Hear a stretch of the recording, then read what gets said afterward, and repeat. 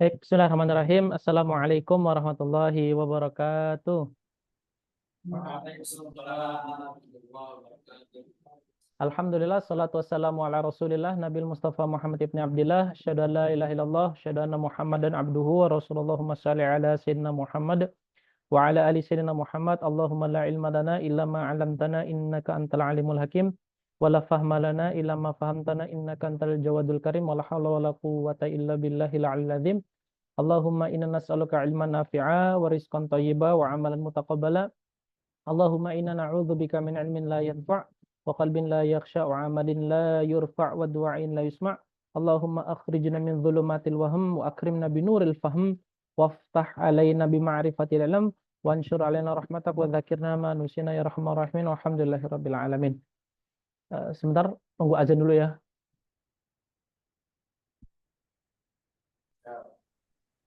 Alhamdulillah, kita syukur pada Allah Subhanahu wa taala akhirnya dipertemukan lagi.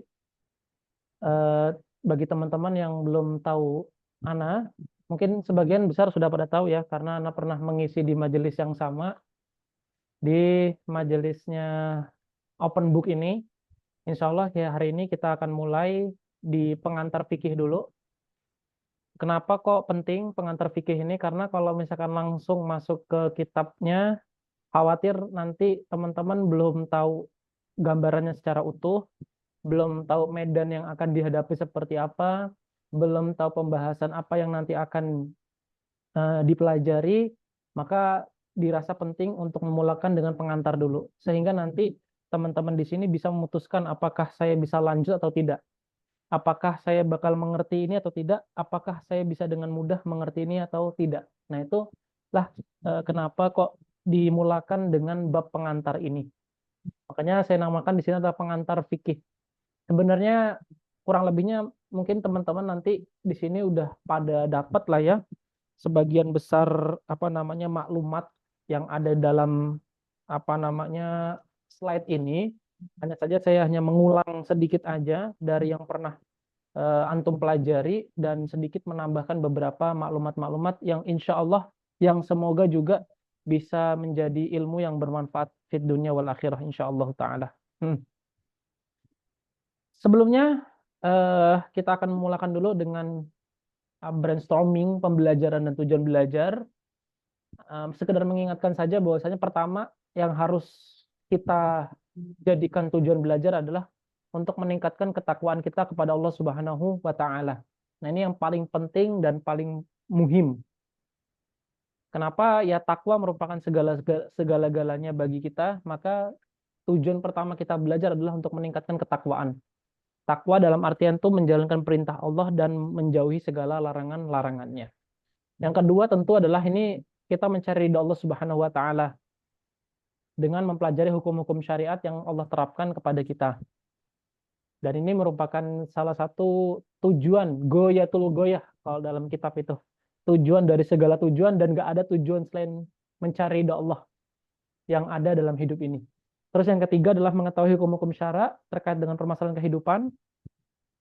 Tentu kita hidup penuh dengan masalah, maka Islam hadir datang ke tengah-tengah kita, di tengah-tengah umat untuk menyelesaikan segala permasalahan yang ada di hadapan kita. Maka kalau dalam bahasa kitab itu disebut sebagai namanya Islam itu sebagai mu'alajatul masyakil, sebagai pelertas ataupun sebagai peretas permasalahan-permasalahan dalam hidup. Terus yang keempat, dan ini nggak kalah penting, adalah mengamalkan, menyebarkan, dan mendakwahkan ilmu yang telah dipelajari. Nah, ini brainstorming yang secara umum aja. Harapannya keluar dari majelis Safinatun Najah bisa mengamalkan keempat hal ini. Kalau toh tidak, ya setidaknya 2 dari 4 lah. Kalau toh nggak bisa lagi, ya 1 lah. Kalau tetap nggak bisa, wadzalika at'aful iman. Itulah merupakan selemah-lemahnya iman. Itu aja mungkin di awal pembelajaran kita hari ini. Sebelumnya saya mau tanya dulu di situ ada siapa aja? Ada Mas Angga, ada Hawari, ada Ihsan. Siapa lagi tuh yang pakai topi sebelah kanan? Mang Udin. Oh, Mang Udin. Masya Allah. Barakallahu fiik. Terus sebelah kirinya? Noval. Oh iya, kanan ya, kanan ya. Terus sebelahnya Mas Angga, yang kanannya Mas Angga. Orang Jawa, Anwar, pindahan dari Banyuwangi. Oh, Anwar. Oke. Oke ya. Oke, kalau yang sudah kenal saya alhamdulillah, kalau belum kenal, kenalkan saya Fikri Al-Ghifari gitu ya. Oke, ya berikutnya. Kita akan memulakan tentang pentingnya belajar. Oke, pentingnya kita belajar. Nah, belajar itu menurut Rasulullah Shallallahu Alaihi Wasallam dan menurut Islam adalah wajib. Dalilnya apa? Dalilnya adalah kalau Rasulullah Shallallahu Alaihi Wasallam, "Thalabul ilmi faridatun ala kulli muslimin wa muslimah." Rawahu Ibnu Majah. Ini masyhur, hadis yang masyhur, hadis yang tentunya juga sering kita dengar dan wajib kita amalkan, bahwasanya menuntut ilmu itu wajib bagi setiap muslim laki-laki dan muslim perempuan. Nah, ini merupakan salah satu dari salah banyaknya dalil yang kita gunakan untuk menuntut ilmu, yaitu adalah menuntut ilmu itu wajib bagi setiap laki-laki dan perempuan. Jadi dalam hal ini ilmu yang kita pelajari itu seperti apa? Mana yang menjadi kefarduan bagi kita? Dan ilmu-ilmu apa saja yang menjadi fardu bagi kita?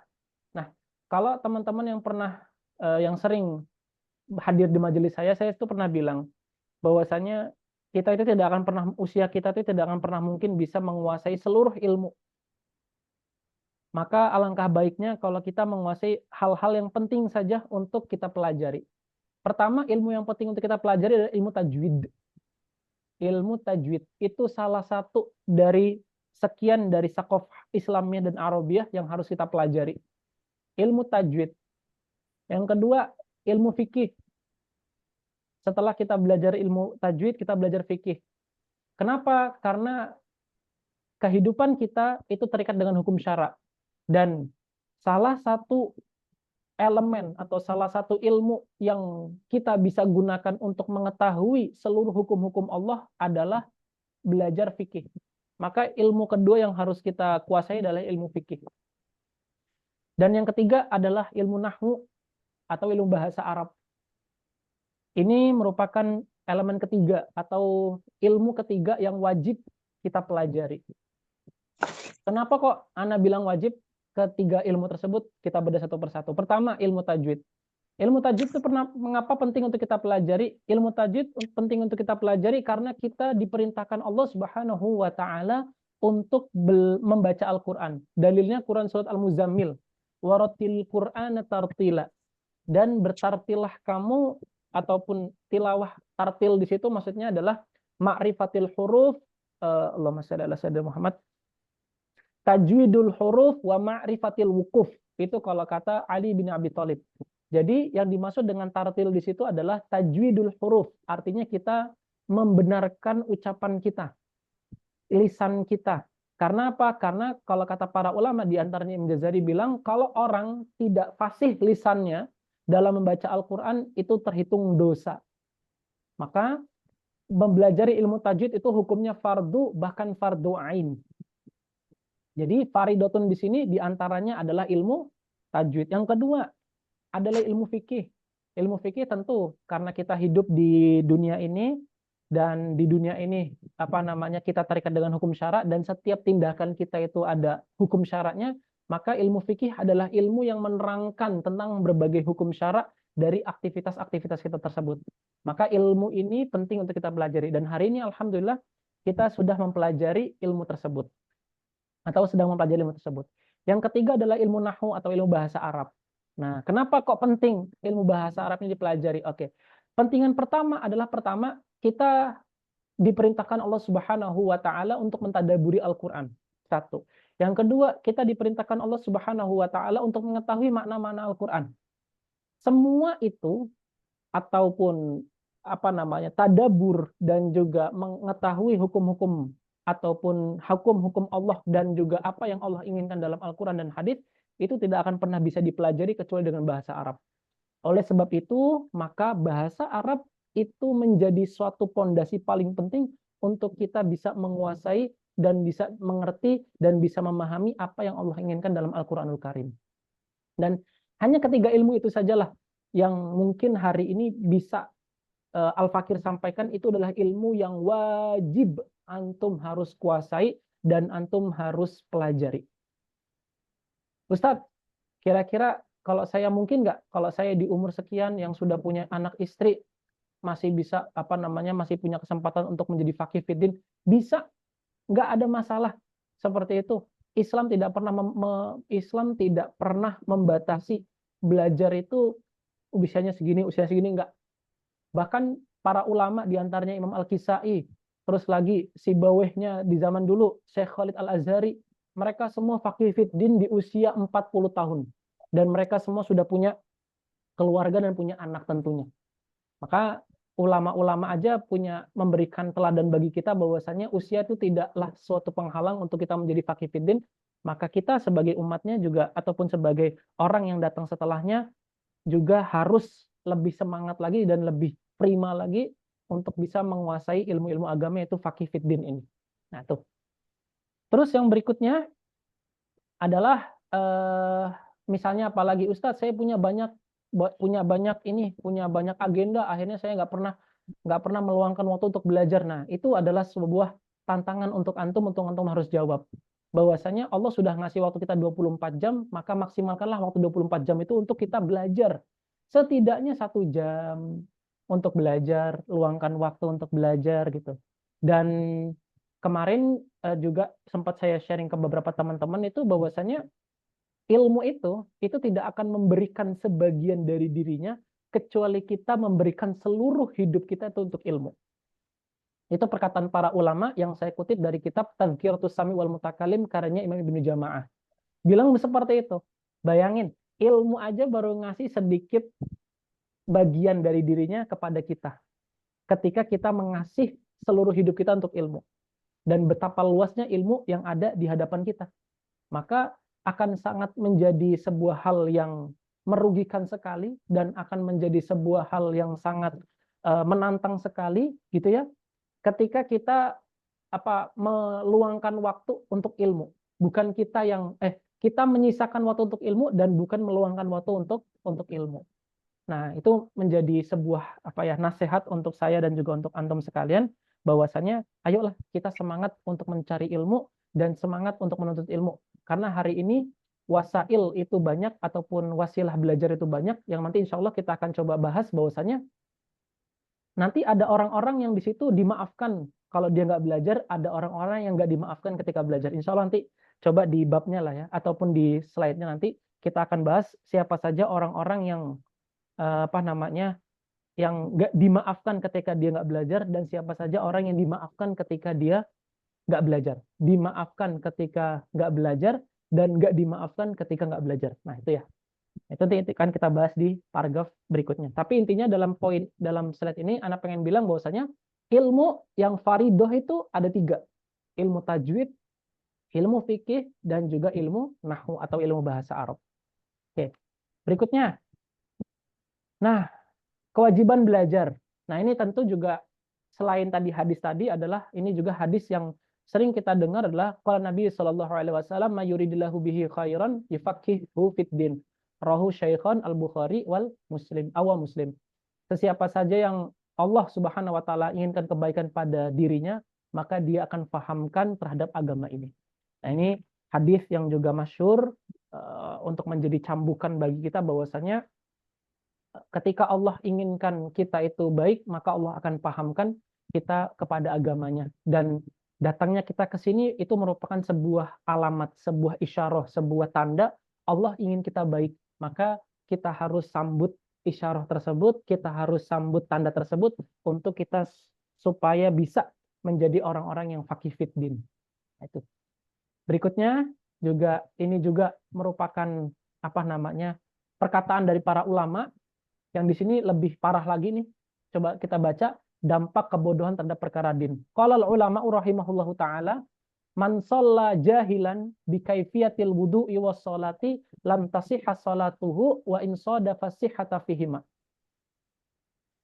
Sesiapa saja yang sholat dalam keadaan jahil terhadap perkara wudhu dan perkara sholat, nah ya, maka tidak akan sah sholatnya meskipun keduanya tidak sengaja benar dilakukan.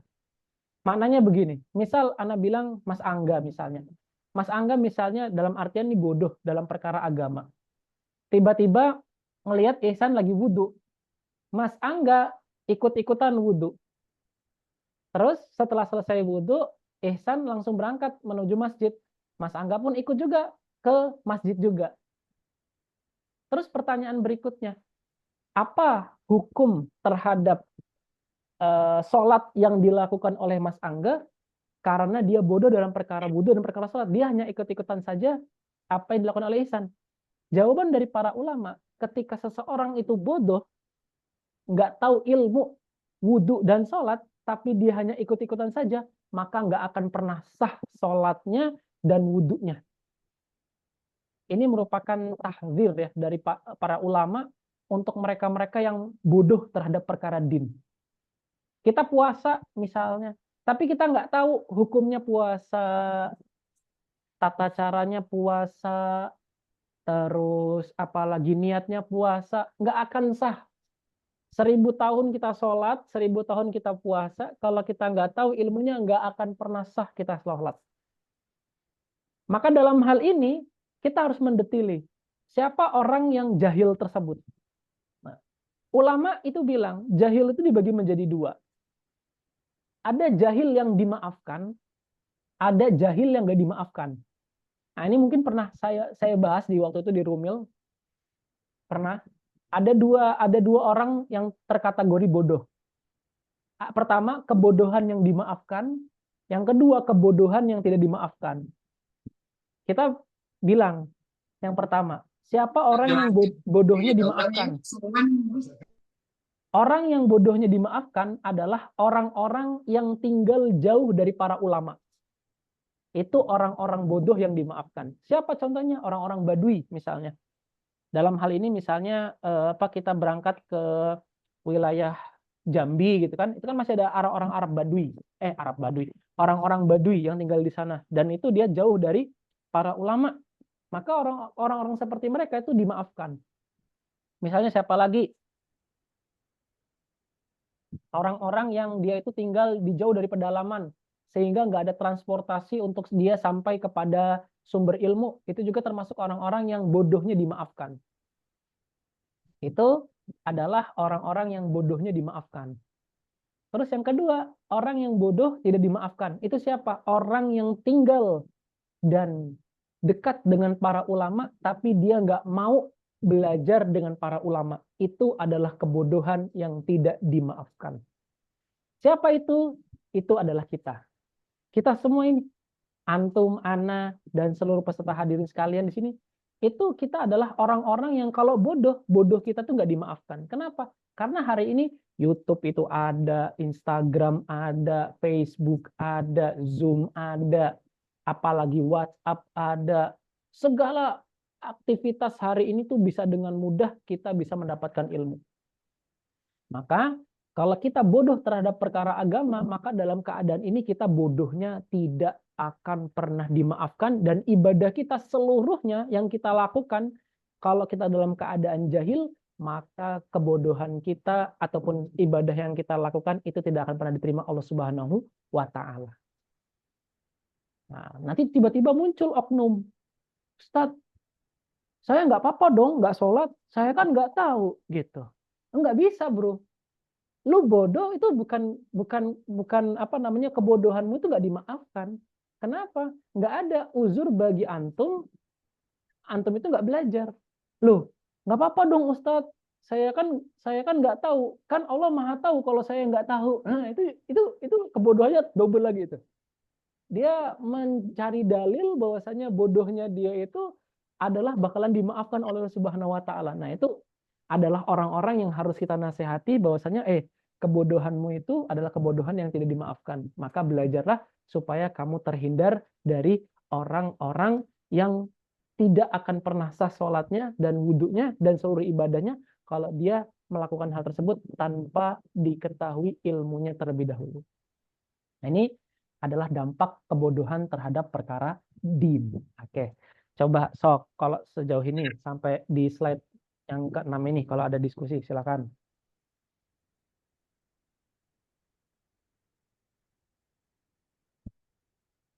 Kemarin pernah antum bahas apa ilmu tajwid itu ada gambarannya itu kan ada tiga itu apa namanya? Oke, itu nanti aja lah, itu mah di babnya aja, di tajwidnya aja lah. Jangan di sini. Ini kita kan lagi ngomongin fikih. Ah, jangan. Oke, nanti aja. Assalamualaikum, Tat. Ya, waalaikumsalam. Waduh, ahlan kok. Ya, aneh mau nanya. Heeh. Tadi kan dijelasin katanya kalau kita beribadah belum tahu ilmunya atau Mm-mm. jahil itu Mm-mm. apa namanya tidak sah ya. Betul, Katakanlah misalnya ada orang itu hijrahnya udah akhir balik bahkan udah dewasa gitu kan. betul. Berarti dia harus ngejar banyak banget ketinggalan. Mm-mm. Nah, dia mempelajari hal-hal yang wajib, misalnya sholat. Mm-mm. Betul. Dia belum ngerti sama sekali sholat. Nah, Mm-mm. biasanya kan kalau kita belajar itu berproses kan, nggak mulai dari sholat dulu. Misalnya kita Mm-mm. belajar dari toharoh. Mm-mm.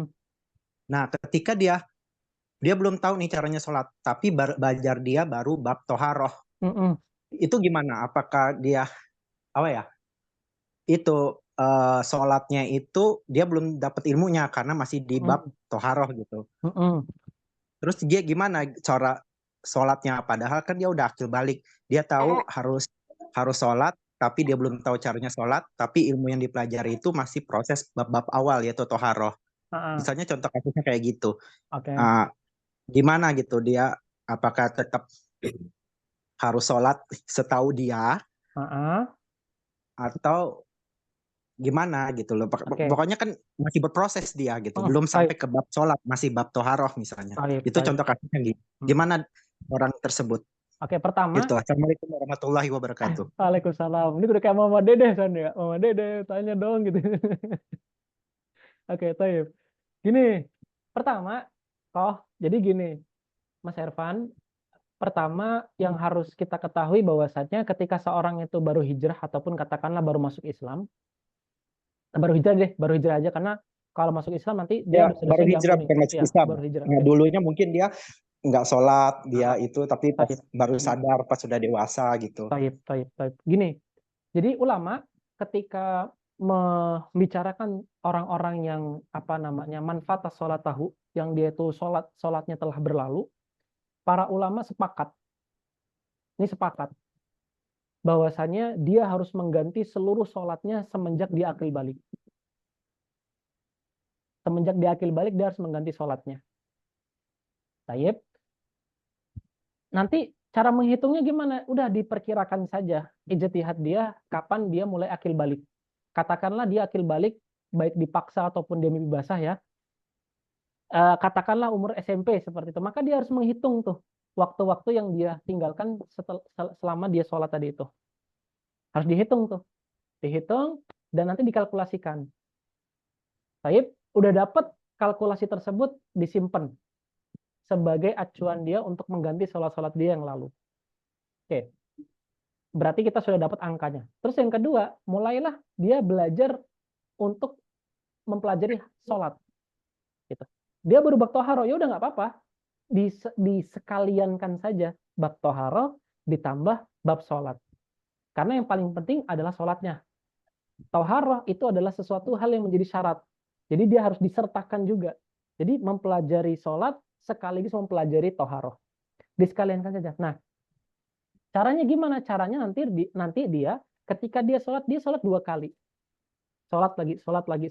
Terus sampai nanti hutangnya dia itu lunas. Begitupun juga dengan puasa. Puasa juga pun begitu. Dihitung semenjak dia akil balik sampai dia dewasa hari ini dihitung berapa kalkulasinya, maka kalkulasi dia tuh dia harus membayarkan hal tersebut.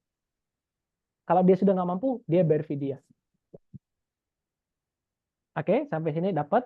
Oke, cara menghitungnya gimana? Udah ijtihad saja, apa namanya kalkulasi, pakai yang paling apa ya, pakai paling hati-hati, ambil yang paling banyak saja, nanti diganti semua sholat-sholatnya tersebut dan juga mengganti seluruh puasa-puasanya.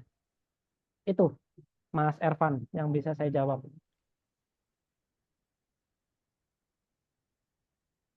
Dapat belum sampai sini? Gimana Mas Irfan? Masih, wah, ah, gimana Mas Irfan? Oke, yang lainnya kalau ada diskusi. Pon, jadi nggak kedengeran ya suaranya ya. Ah, gimana? Ya tadi pakai Irfan. Ya tadi kan cuma perkara sholat. Tapi kan kalau dalam Islam itu banyak banget kewajiban-kewajiban yang harus. Biasanya kan orang-orang yang hijrah yang tobat itu tuh ngerasa dia udah banyak melanggar banyak apa ya banyak dosa lah. Maksudnya maksiat-maksiat Ah, ah, yang dia lakukan sebelumnya itu ingin dia tebus. Misalnya ah, kayak sholat, puasa, ah, ah, misalnya ngejalimin orang. ah, ah. Kayak Ya, banyak PR-nya kan jadinya kan ya, untuk banyak ngebersihin PR. diri gitu kan. Nah, Betul. ketika numpuk itu kadang-kadang jadi bingung sendiri gitu loh. Harus mulai dari mana nih? Maksudnya ya gitu, gimana nih nyelesain apa kesalahan-kesalahan masa lalu, tapi kok kayaknya karena terlalu numpuk akhirnya jadi bingung sendiri gitu loh. Ah, ah. Dimulailah dari yang paling gini dulu. Kalau orang baru hijrah berarti pelan-pelan aja ngajarinnya, nggak perlu sampai wah antum harus bayar ini bayar sholat antum banyak, nggak usah, pelan-pelan aja sedikit-sedikit kita kasih pemahaman. Nanti Hmm. pada sampai titiknya dia sudah paham, baru kita kasih tahu bahwasanya antum punya kewajiban untuk mengganti puasa dan sholat antum yang pernah berlalu. Itu Hmm. aja, Iya, ya. gitu. Oke. Iya, ya. Oke. Yang waktu itu juga kan udah kan yang waktu itu cara bersihin kalau kita apa namanya makan daging babi. Iya, iya, iya itu ya. Itu juga tuh harus tuh. Oh gitu. Kemarin kemarin ada yang pernah WA saya, Ustadz, ini kalau saya pakai debu kusen bisa nggak Ustadz katanya. Waduh, piye gitu jawabnya. Debu kusen bisa nggak? Oke, bisa Mas, pakai debu kusen. Dia jadinya Hmm. wudhu pakai debu kusen untuk ngilangin najis di apa namanya mulutnya. Ini cerita Hmm. aja Mas, Mas Ervan ada yang waktu itu WA ke Ana Hmm. gitu. Hmm. Orangnya kayaknya Iya, ada iya. Ervan gitu kayaknya. Iya. Oke itu ya. Jangan disepil lah, jangan disepil. Oke, teh. Yang lainnya kalau diskusi Iya. silakan. Ada?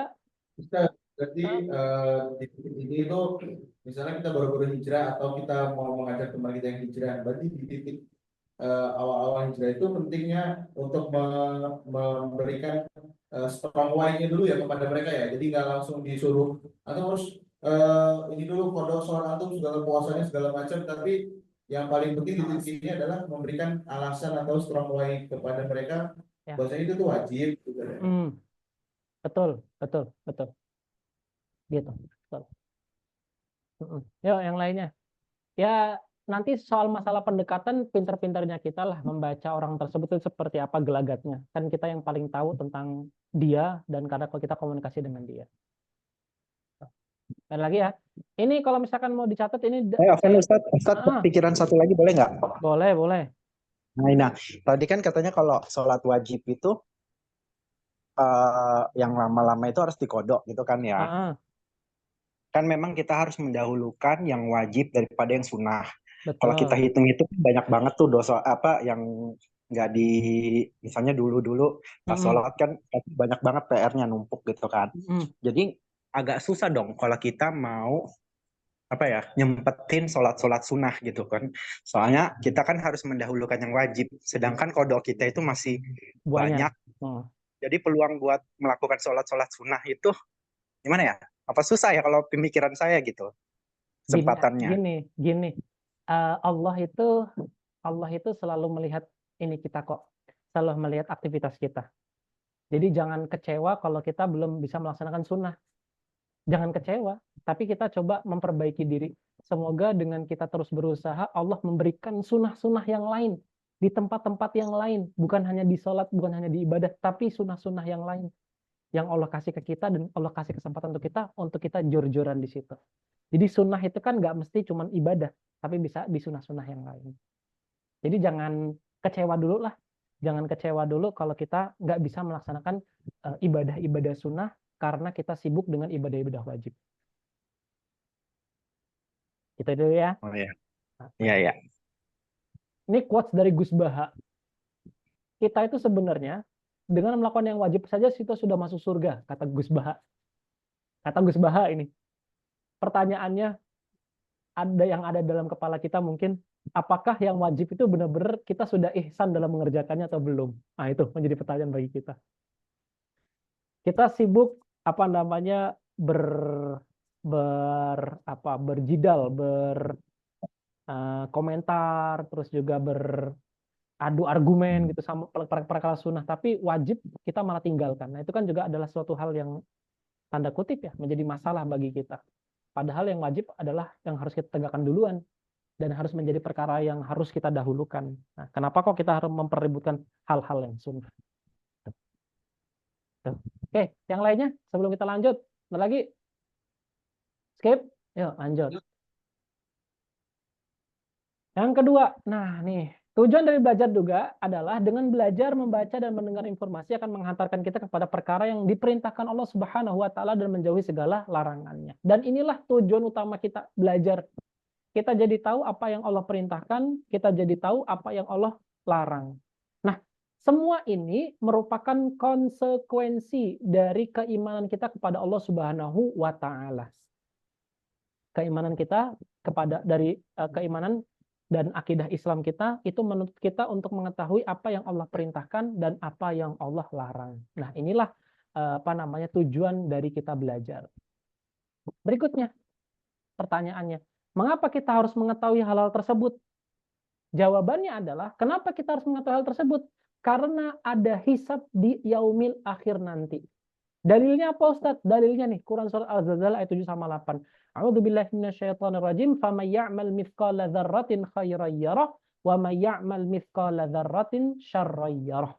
Barang siapa yang mengerjakan kebaikan sebejat zarrah pun, niscaya dia akan melihat balasannya, dan barang siapa yang mengerjakan kejahatan sebesar zarrah pun, niscaya dia akan melihat balasannya. Nah, perkara-perkara tadi itu kenapa kita harus ketahui? Karena ada hisab di akhirat. Nah, hisab di akhirat ini sangat detil, sangat spesifik, dan nggak bisa kita itu bergerak sedikit pun. Karena setiap anggota tubuh kita, kalau yang diriwayatkan pada para ulama, dan seluruh amal-amal kita itu akan berbicara mengenai apa yang kita lakukan di dunia ini.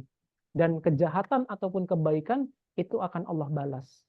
Nah, makna zarrah di sini tuh lebih dari sekedar atom.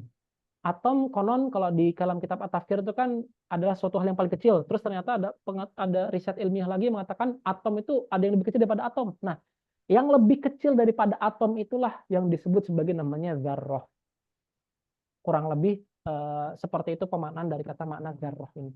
Jadi sesuatu yang kecil banget itu masih Allah akan minta pertanggungjawaban kepada kita. Terus kenapa lagi kita harus mengetahui hal-hal yang diperintahkan Allah dan hal yang Allah larang? Yang kedua juga karena ada hisab di akhirat nanti. Nah, Quran surat Al-Baqarah ayat 284. A'udzubillahi minasyaitonirrajim. Lillahi ma fis samawati ma fil ard wa in tubdu ma fi anfusikum aw tukhfuhu yuhasibukum bihillah. Nah, dari kata-kata wa in tubdu ma fi anfusikum aw tukhfuhu yuhasibukum bihillah.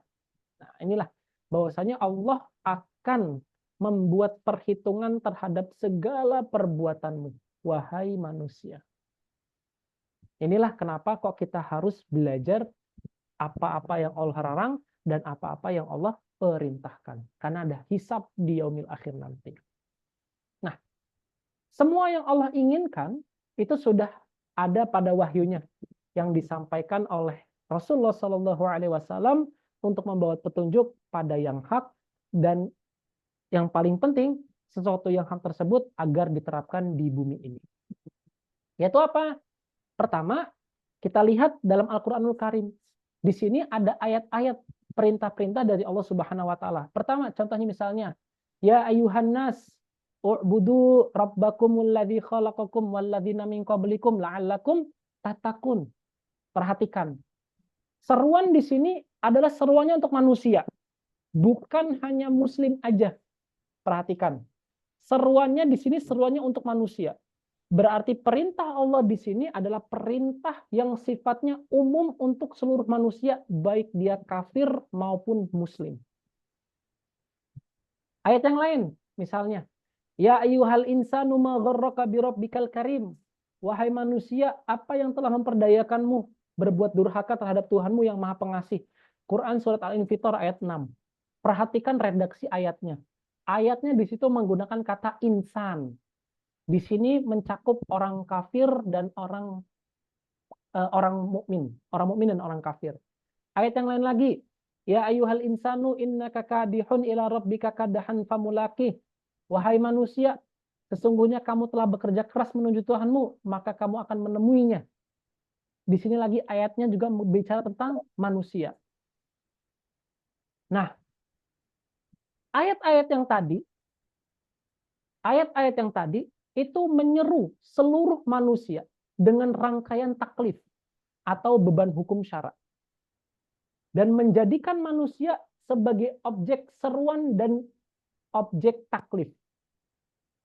Allah Subhanahu wa taala, diperhatikan ya, ini saya baca ya, menurunkan syariat untuk manusia serta mengutusnya dan menghisapnya dan memasukkannya ke dalam surga ataupun neraka serta menjadikan laki-laki maupun perempuan sebagai objek taklif. Ini saya kutip dari kitab Nizam Al-Ijtimai bab Ar-Rajul wal Mar'ah. Di situ Syekh Taqiyuddin rahimahullahu taala ingin memberitahu kepada kita bahwasannya laki-laki ataupun perempuan, muslim ataupun kafir, lu punya agama ataupun nggak punya agama, semuanya itu kena beban hukum syara. Kena beban hukum syara.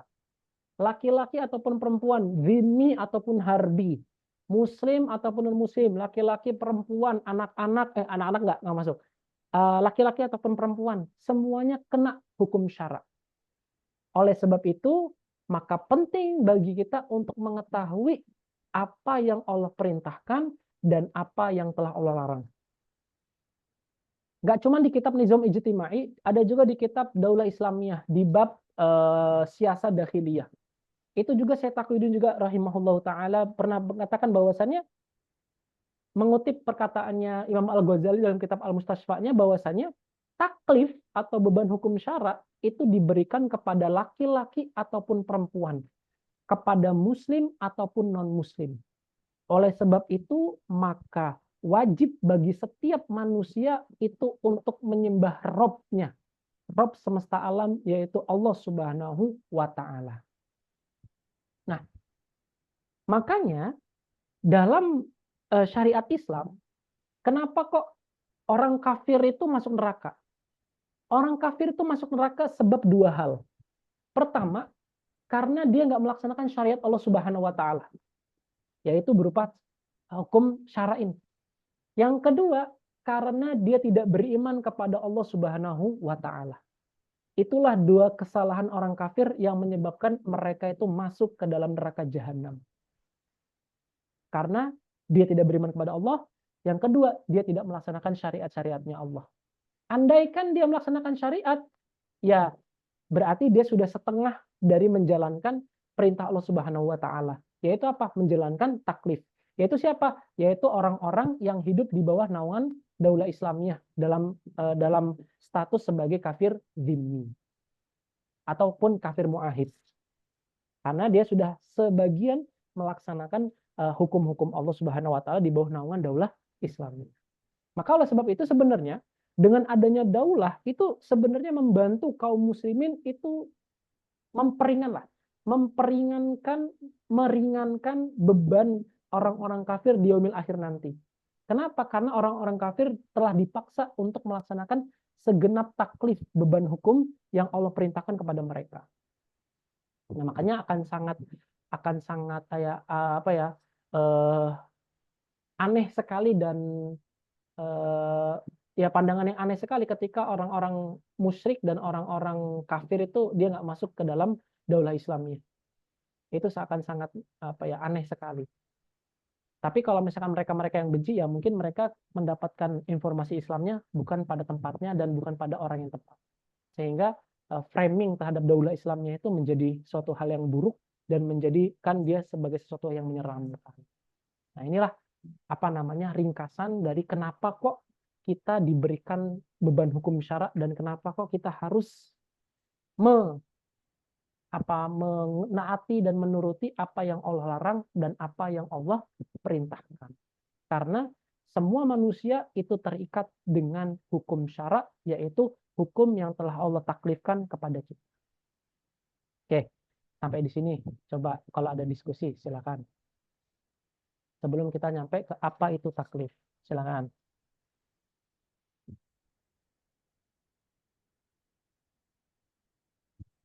Ada diskusi nggak? Ya, tuh, nunjuk tuh. Saya mau tanya di surat Al-Baqarah kan kalau nggak salah ada ayat yang lari ke ayat gitu, Bang. Itu kan tentang Allah tidak akan memberikan beban. Apakah beban itu yang dimaksud taklim juga gitu. Dan apa maksudnya beban itu kan banyak orang yang memakai itu sebagai ujian dari Allah atau kayak cobaan gitu kan. Tapi kemarin waktu diskusi sama Saudara katanya karena ayat itu juga dipakai sebagai maksudnya beban taklim gitu. Iya betul itu. Taklif di situ tuh maknanya bukan hanya ujian dan cobaan, tapi juga seperangkat hukum syara yang harus dikerjakan oleh kaum muslimin. Puasa itu taklif, haji itu taklif, dan segala perangkat dan segala hukum-hukum syara yang lain. Betul itu, betul. Yang tadi disampaikan betul kok. Betul. Ada lagi? Berarti dia apa maknanya itu memang maksudnya dua makna atau memang tafsir seharusnya itu adalah yang memang tafsir itu gitu. Yang beban taklim itu di ayat itu. Itu lebih umum lagi. Wallahu a'lam bishawab. Tapi yang saya tahu dari ayat itu ayatnya lebih umum lagi, bahwasanya itu taklif di situ maknanya adalah maknanya berupa beban hukum syara ataupun ujian dan juga cobaan. Itu maknanya lebih umum lagi dari yang kita pahami di dalam slide ini. Itu dalam ayat itu maknanya lebih umum lagi, mencakup cobaan dan ujian. Itu makna taklif di situ. Gitu ya. Suaranya agak kurang jelas banget sih. Coba kalau misalkan nanti jawabannya agak kurang mengena ataupun jawabannya kurang pas, nanti coba kita diskusikan lagi. Gimana, Mas Hawari, sampai sejauh ini? Insya Allah Dapat ya? Oke.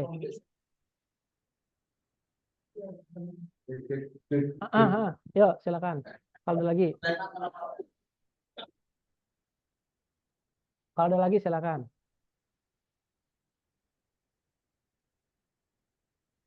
ya, jadi kalau Tat, izin Tat, bertanya Tat. Sebentar. Ada Mas Ihsan tuh. Sebentar ya. Baik. Mas Ihsan. Jadi berarti emang kan maksudnya kalau mau untuk menjawab orang-orang yang menuding bahwasanya hukum Islam itu hukum yang apa ya nggak sesuai untuk manusia atau terlalu kejam tidak bertentangan dengan HAM gitu ya. Nah yang tadi itu bisa dipakai bahwasanya emang hukum syara itu nggak pernah Allah bebankan kecuali memang manusia itu mampu menjalankannya gitu kan ya. Betul. Pasti manusia itu mampu kok untuk melaksanakan seluruh perkara yang Allah bebankan kepada dia kok. Ya. Nah. Ya. Oke, silakan tadi siapa yang tadi mau nanya? Oke Tat, saya Tat. Assalamualaikum Oke. warahmatullahi wabarakatuh Tat. Waalaikumsalam warahmatullahi wabarakatuh. Saya Tio Tat dari Rawajitu Tat. Ingin bertanya. Tayyib, silakan.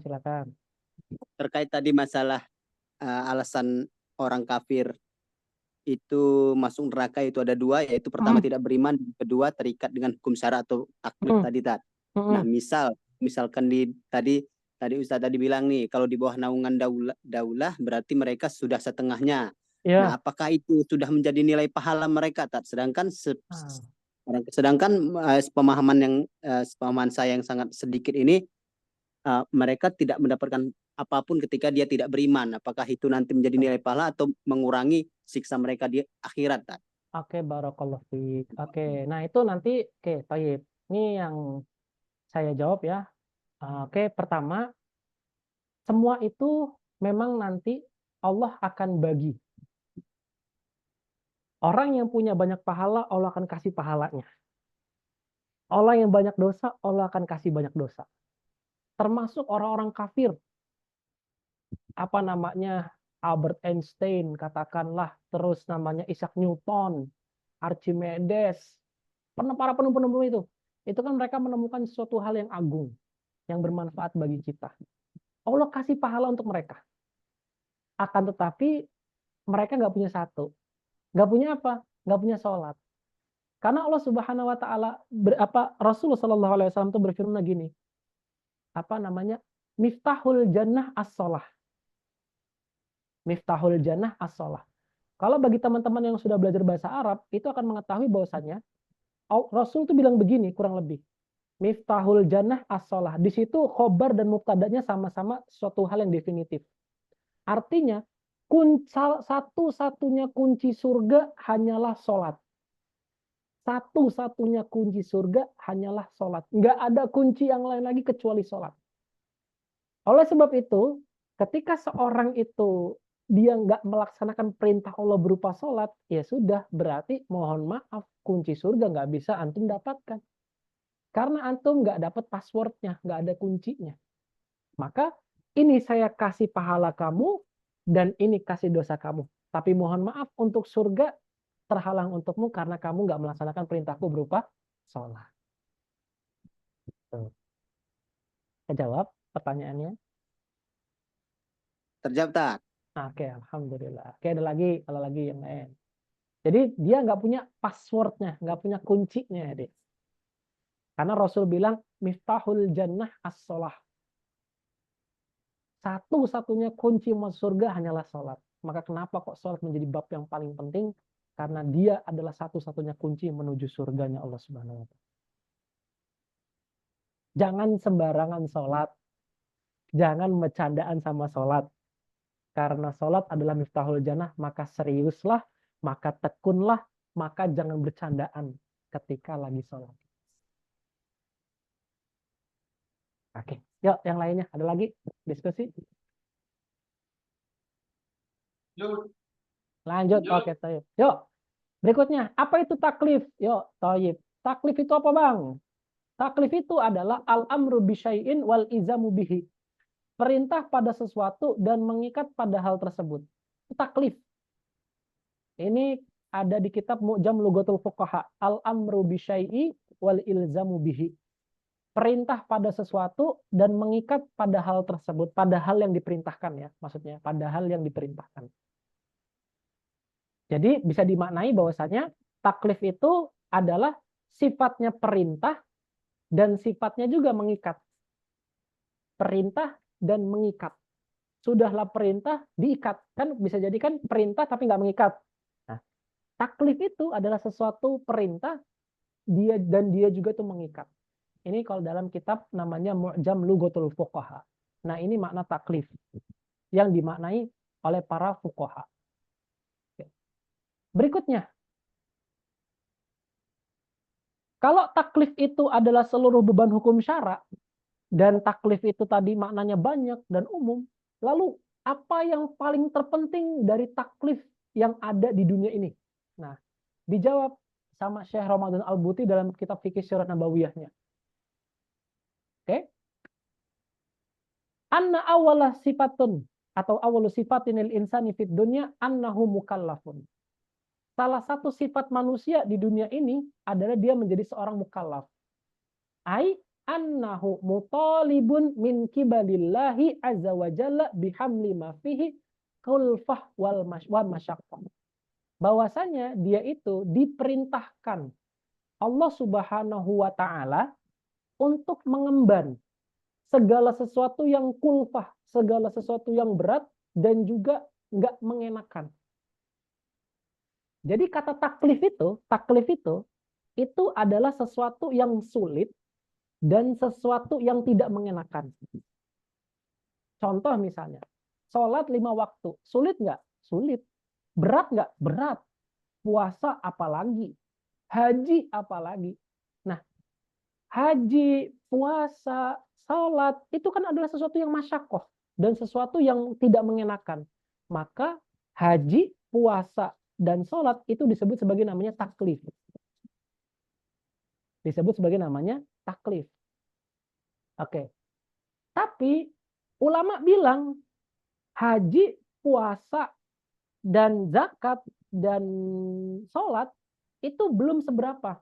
Ada yang lebih penting lagi dari sebuah perkara yang bernama taklif. Yaitu apa?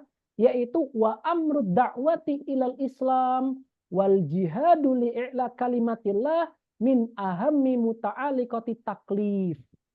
Nah, bahwasannya jihad dan dakwah itu merupakan perkara yang paling penting dari sebuah taklif.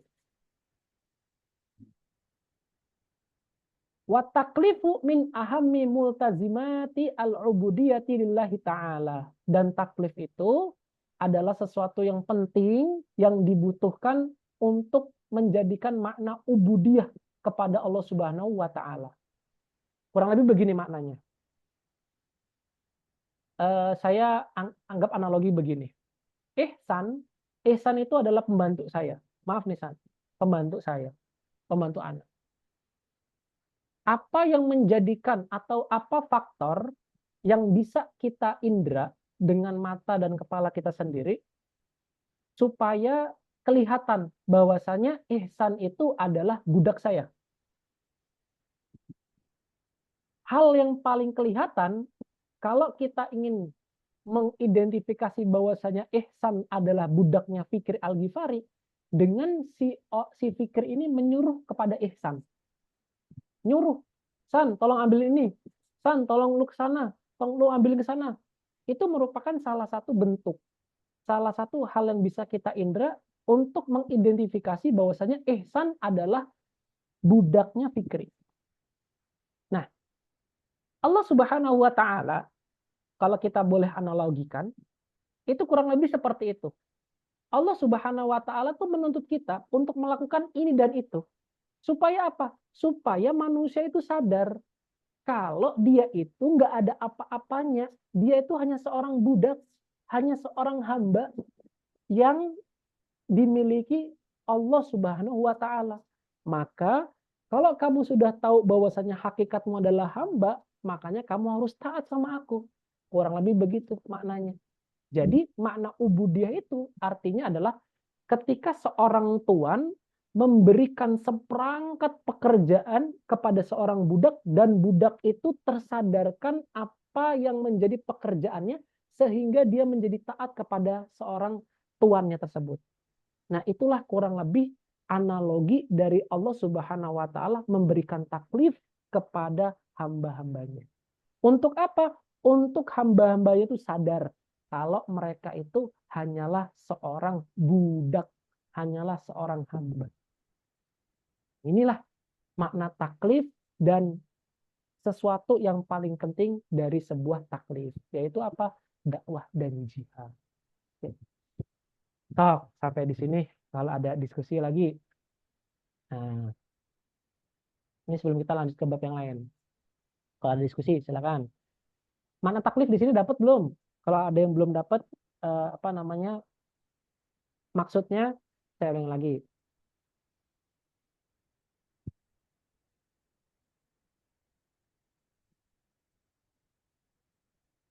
Makna ya, dapat taklif ya. San, gimana San? Dapat nggak maknanya? Dapat Kak. Dapat, Mas Angga. Dakwahnya harus tiba bil Rasul Kak. Nah, itu nanti urusan lain. Itu urusan lain dulu. Itu nanti urusan lain. Itu nanti ada ininya lagi, ada jalurnya lagi, ada jalurnya lagi. Ada jalurnya lagi. Dan itu di pembahasan yang lain. Oke, meskipun nanti ada kaitannya, tapi itu di pembahasan yang lain. Oke. Ya. Yang lainnya ada lagi, Mas Udin, gimana Mas? Tidur kan? Parah bener Bang Udin. Oke, ya ada lagi. Silakan dari para hadirin Zoom kalau ada diskusi. Lanjutan.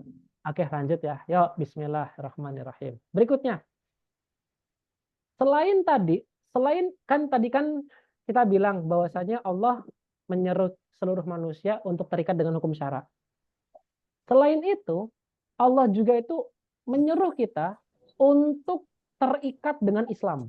Nah, Allah menyeru kita terikat dengan Islam. Nah, ini saya ambil dari kitab apa ya? Oh ya, ini dari kitab Daulah Islamiyah yang tadi saya bilang. Ini merupakan kutipan dari kitab Daulah Islamiyah di bab apa siasa dakhiliyah. Nanti itu bisa baca ini. Intinya adalah Allah Subhanahu wa taala itu menyeru kepada seorang hamba itu dua hal. Apa aja itu? Nah nih. Wa 'ala dzalika kana al-mukhatibu bil islami jami'a banil insan. Khitab dakwah dan khitab taklif.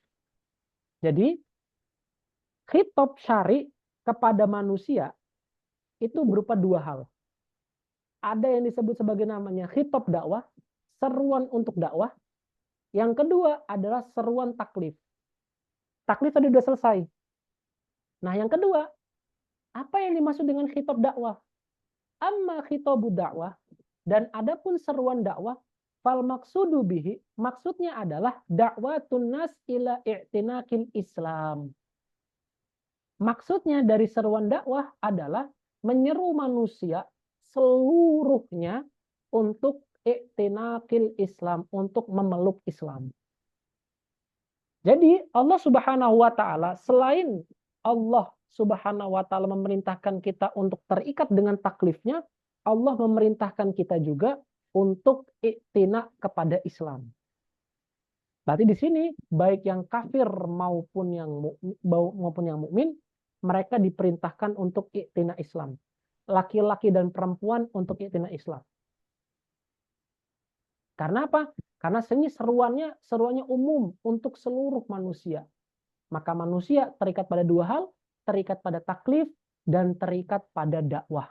Yang dimaksud dengan dakwah adalah menyuruh seluruh manusia untuk terikat dengan Islam. Jadi normalnya manusia itu berislam. Dan normalnya manusia itu mengerjakan taklif-taklifnya Allah Subhanahu wa taala. Ini defaultnya manusia. Defaultnya manusia itu adalah menjadi objek taklif dan menjadi objek dakwah. Yaitu maksudnya adalah untuk i'tinakul Islam. Berikutnya,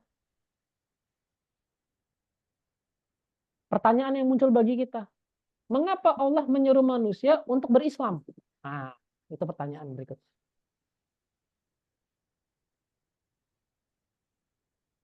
Di sini ada Quran surat Ar-Rum. Fa'akim a'udzubillahi minasyaitonirrajim fa'akim wajhaka lid-dini hanifa fitratallahi allati fataran nasa 'alaiha la tabdila lil khalqillah dzalika dinul qayyim walakinna aktsaran nasi la ya'lamun. Maka hadapkanlah wajahmu dengan lurus kepada agama Islam. Perhatikan. Sesuai fitrah Allah Subhanahu wa taala, sesuai perintah Allah Subhanahu wa taala. Disebabkan dia telah menciptakan manusia menurut fitrah itu. Oke, selesai sampai di sini karena ayat yang berikutnya tidak tambahan. Tidak ada perubahan pada penciptaan itu, itulah agama yang lurus, tapi kebanyakan manusia tidak mengetahuinya. Para ulama berkata bahwasanya apa yang dimaksud Allah Subhanahu wa taala pada ayat ini? Oh, para ulama sampai pada kesimpulan bahwasanya defaultnya manusia atau setelan pabriknya manusia itu mereka adalah beragama Islam. Dan yang menjadikan orang itu Yahudi dan Nasrani adalah kedua orang tuanya. Itu ada hadis yang masyhur bahwasanya kurang lebih gini makna hadisnya, seorang anak itu lahir dengan fitrahnya. Orang tuanya lah yang menjadikan dia Yahudi dan orang tuanya lah yang menjadikan dia seorang Nasrani. Maka dalam hal ini pendidikan orang tua terhadap anak itu akan dimintai pertanggungjawaban di hadapan Allah Subhanahu wa taala. Dan di tangan orang tua juga lah anak itu akan memeluk Islam ataupun meninggalkan Islam. Nah, ini pemaknaan dari Quran surat Ar-Rum ayat ke-31 ini. Sebentar, saya hidupkan ini dulu, gelap sekali.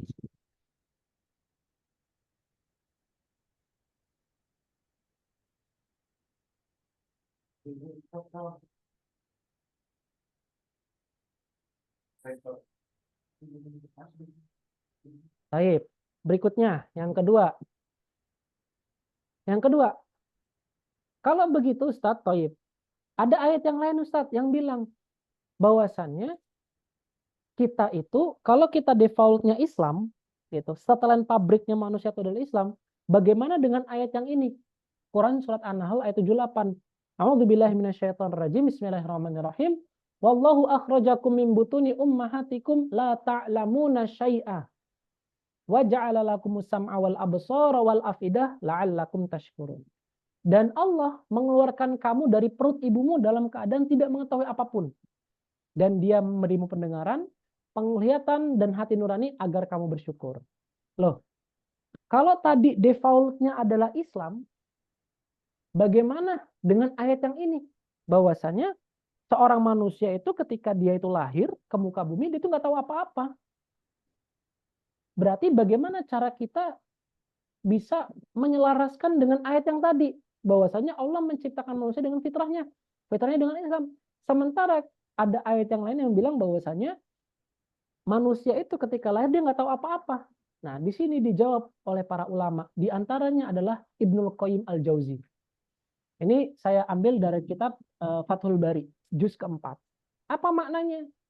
Maknanya adalah li'anna Allah Ta'ala yaqul, ketika Allah Subhanahu wa taala berfirman, wallahu akhrajakum min butuni ummahatikum la ta'lamuna syai'an, maknanya adalah Allah Subhanahu wa taala itu menciptakan manusia anna fitratahu, bahwasanya fitrahnya manusia itu muqtadiyatun lima'rifati dinil islami wa mahabbatihi.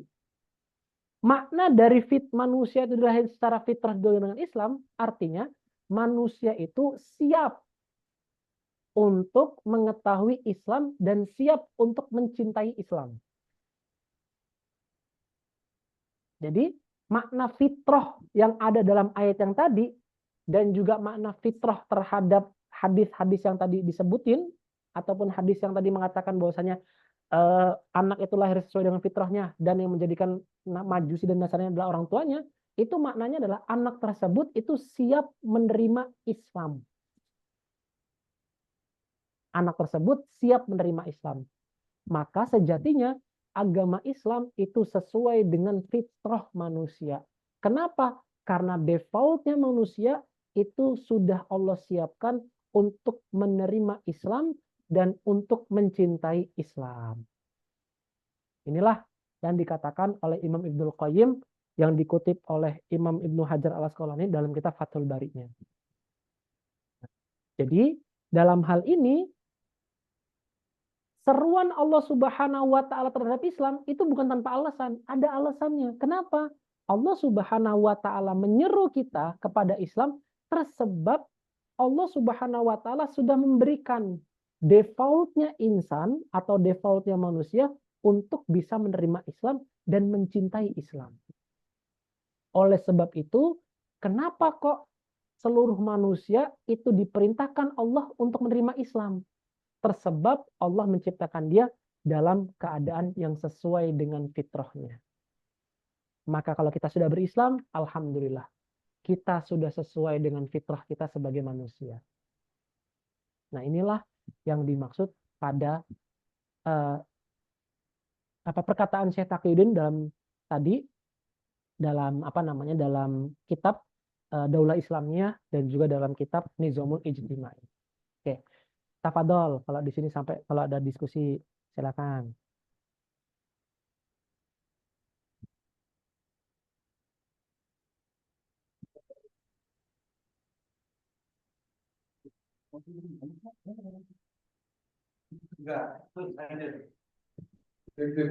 Ah, kedengeran? Ini Kedengeran? itu sebagai sesuai fitrah. Terus bahwa orang itu dia tidak akan maksudnya kalau seruan dakwah itu belum sampai di sini dia berarti kan itu dia masih belum dapat kayak kewajiban gitu. Kan Mm-mm. dia belum dapat informasi apa-apa. Mm-mm. Kayak Mm-mm. misalkan zaman sebelum Rasulullah lahir gitu kan. Mm-mm. Itu kan belum ada kan. Belum ada syariat. Terus kalau belum ada syariat gitu kan. Mm-mm. Nah, sekarang itu kan banyak apa ya? Walaupun internet itu sekarang ada, informasi itu jauh lebih mudah diakses gitu kan. Tapi bagaimana dengan orang-orang yang dia itu mati selama hidupnya itu sampai dia mati masih belum mendapatkan informasi tentang Islam tuh. Karena Mm-mm. kan udah ada syariat gitu kan. Mm-mm. Walaupun contoh di negara-negara maju sekalipun gitu, kayak Mm-mm. Amerika atau Korea Mm-mm. atau ya di negara-negara Eropa gitu. Mm-mm. Itu berarti hukumnya gimana? Ya, Mm-mm. apakah memang sama belum syariat itu ada atau hukumnya dia lain? Oke, dia dihukumi seperti yang tadi Ana bilangin ke antum, bahwasanya dia termasuk yang ghairu ma'dzur. Afwan, dia yang jahilnya yang ma'dzur, yang jahilnya dimaafkan karena tidak ada informasi Islam yang masuk ke dalam dirinya.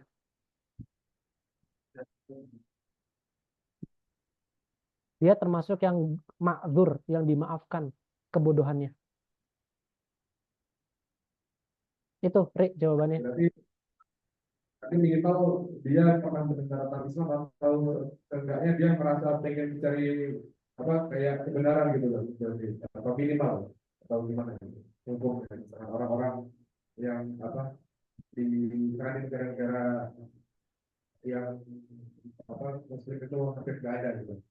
Oke, gini. Oke ya, jawab secara ini aja. Tadi secara ringkasnya bahwasannya ketika dia tidak mendengar sama sekali berita tentang Islam dan tidak sampai kepada dirinya dakwah Islam, maka dia termasuk orang yang dimaafkan ketidakislamannya.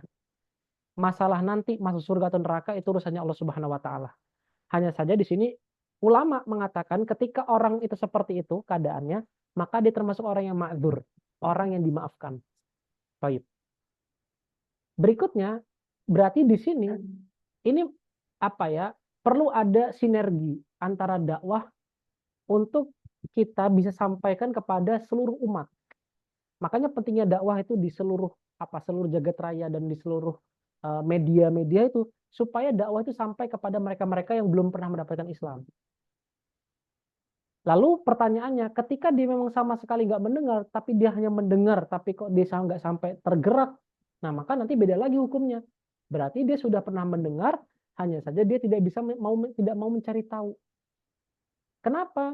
Karena sejatinya defaultnya manusia, ketika dia itu dewasa, dia itu pasti akan bertanya tentang keberadaannya di dunia ini.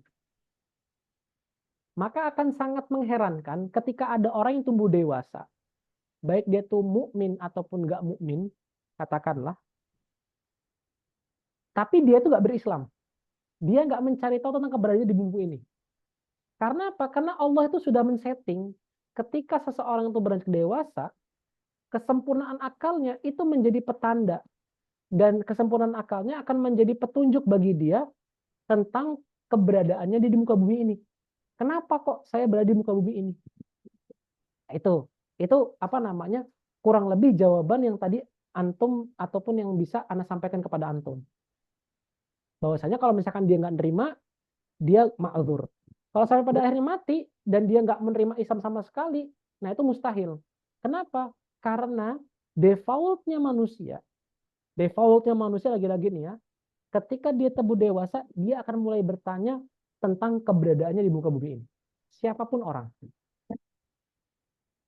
Makanya Imam Syafi'i itu bilang dalam kitab Fiqhul Akbarnya itu, bahwasanya ketahuilah i'lamu as'adakumullahu ta'ala anna kulla mukallafin ma'murun bima'rifatillah. Bahwasanya setiap mukallaf yang dia itu sudah mimpi basah itu diperintahkan untuk mengenal Allah Subhanahu wa taala. Di sini perkataan Imam Syafi'i ini bisa kita iktibar, bisa kita anggap bahwasanya sejatinya orang yang sudah beranjak dewasa itu pasti akan bertanya tentang keberadaan dirinya di muka bumi ini. Pasti itu. dia akan bertanya. Makanya Imam Syafi'i memberikan tahu kepada kita bahwasanya kalau udah orang itu udah dewasa, maka dia harus diajak untuk beriman kepada Allah. Karena defaultnya dia itu adalah beriman kepada Allah Subhanahu wa taala. Nah, itu mungkin agak dalamnya Hawari dari pertanyaan antum. Jadi nanti bisa kita hukumi sajalah dengan zohir kita bahwasanya apakah dia tidak sama sekali bertanya kepada dirinya tentang keberadaannya atau tidak. Kalau misalkan dia sudahlah tidak menerima informasi tentang Islam, sampai dewasa pun dia juga tidak pernah bertanya tentang dirinya sendiri, tentang keberadaan di muka bumi ini, maka dia termasuk orang yang ma'dzur. Tapi ketika dia masuk ke dalam dirinya itu Islam, informasi tentang Islam, dan dia juga mulai bertanya kepada dirinya sendiri tentang keberadaan di muka bumi ini, maka dia termasuk orang yang goiru ma'dzur, orang yang tidak dimaafkan ketika dia bodoh terhadap Islam. Baik, sampai di sini coba silakan kalau ada diskusi. Semua manusia itu pasti ada akan sesuai fitrahnya, pasti akan mempertanyakan satu kebenaran. Betul. Otomatis dia mengikuti keingintahuannya itu pasti akan diarahkan ke Islam gitu. Betul. Jadi secara nggak langsung Allah udah ngasih dua tanda. Ngasih pertama di awal kelahirannya, tanda kedua Allah sudah kasih kesempatan ketika dia beranjak dewasa. Ini merupakan tanda yang Allah kasih kepada kita untuk kita segera berpikir tentang keberadaan kita di muka bumi ini. Oke? Ya, yang lainnya kalau diskusi. Nah, nanti Ana sengaja membawa antum ke arah yang lebih panjang dulu. Supaya tersadarkan, kenapa kok kita harus terikat dengan hukum syara? Nah, itu yang pengen Ana sampaikan ke antum tuh itu.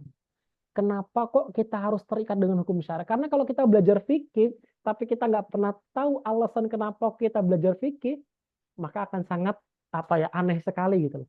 Nah, makanya Ana pengen ngasih pengantar kepada antum supaya antum sadar, kenapa kok saya harus terikat dengan hukum syara? Nah, yuk, silakan kalau diskusi.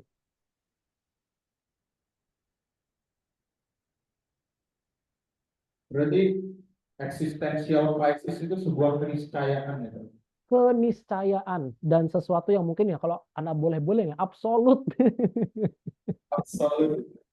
Justru kalau nggak ada existential crisis berarti akalnya nggak sempurna gitu. Betul, nggak sempurna akalnya.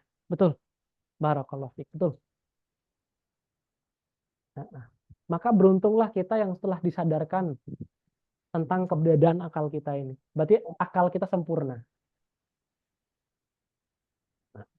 Ya, ada lagi diskusi yang lain. Ya, ahlan wa sahlan. Ustaz Ridho Pane. Ada lagi diskusi? Oke, yuk kita lanjut. Ini sebenarnya materi yang udah pernah antum dapetin lah, mungkin lah. Nah, ini perintah tadabur ya. Perintah tadabur. Ini kalau materi ini kalau ini sih baru pertama kali katanya menyambungkan antara belajar sama ke taklif kemudian sampai ke akidah itu baru ini sih gitu. Ya, Kalau kemarin kita alhamdulillah. cuma kayak mukadimah ilmu gitu aja kan ya. Kalau ini Ya. baru juga. Oke, barakallah. Oke, yuk nih. Lanjut. Oke, di sini di ayat ini Allah memberikan tadabbur kepada kita.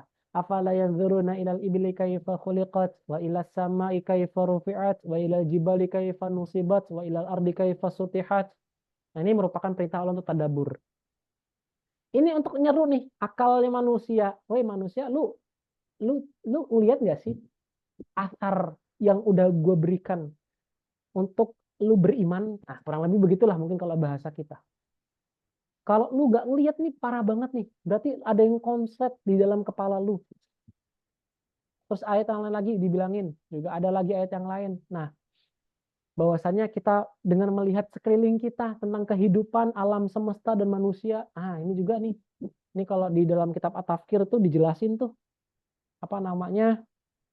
Tentang kenapa kok harus ketiga hal ini. Dan juga kenapa kok harus ada perintah tadabur. Nah, gitu. Karena dengan metode rasional akan dijangkaulah zatnya Allah Subhanahu wa taala. Gitu. Dan zatnya Allah itu hanya bisa dijangkau melalui asarnya saja. Karena kalau hal yang lebih dari zat, dari asar, itu tidak akan pernah mampu bisa menguasai manusia itu menjangkaunya. Itulah ya. Ini udah tentu ini sudah Antum dapatkan, dan Ana hanya ingin menyambungkan saja bahwasannya tadi ya, tadabur itu sangat punya kaitan erat dengan kesempurnaan akal, dan kesempurnaan akal manusia itu akan sempurna ketika mereka membahas tentang manusia, alam semesta, dan kehidupan. Yang mana dengan ketiga hal ini manusia akan sampai kepada tujuan hidup, arah hidupnya, dan juga gaya hidupnya dia. Jadi dengan kita menjawab pertanyaan-pertanyaan tadi, itu kita akan punya 3-in-1. Arah hidup kita jadi jelas, tujuan hidup kita jadi jelas, gaya hidup kita jadi punya warna, jadi sesuatu yang syakl muayyan, punya template tertentu ketika menjalani kehidupan ini.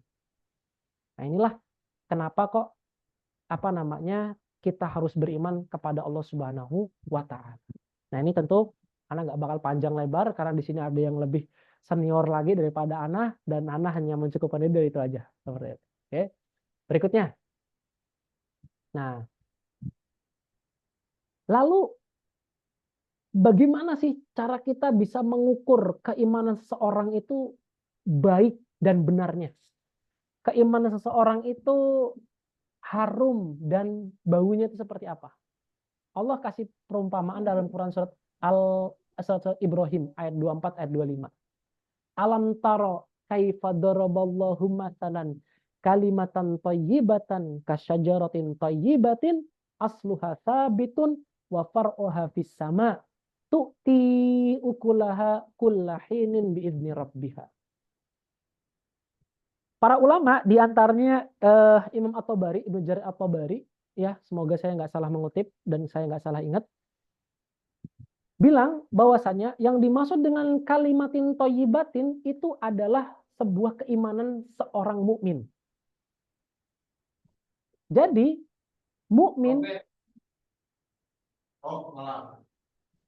oke. Jadi mukmin yang baik itu seperti pohon yang baik. Mukmin yang baik itu seperti apa? Yang akarnya kuat, cabangnya menjulang tinggi ke langit, dan dia mengeluarkan buahnya pada tiap-tiap masa dengan izin Tuhannya. Orang beriman itu pasti memberikan efek pada sekelilingnya.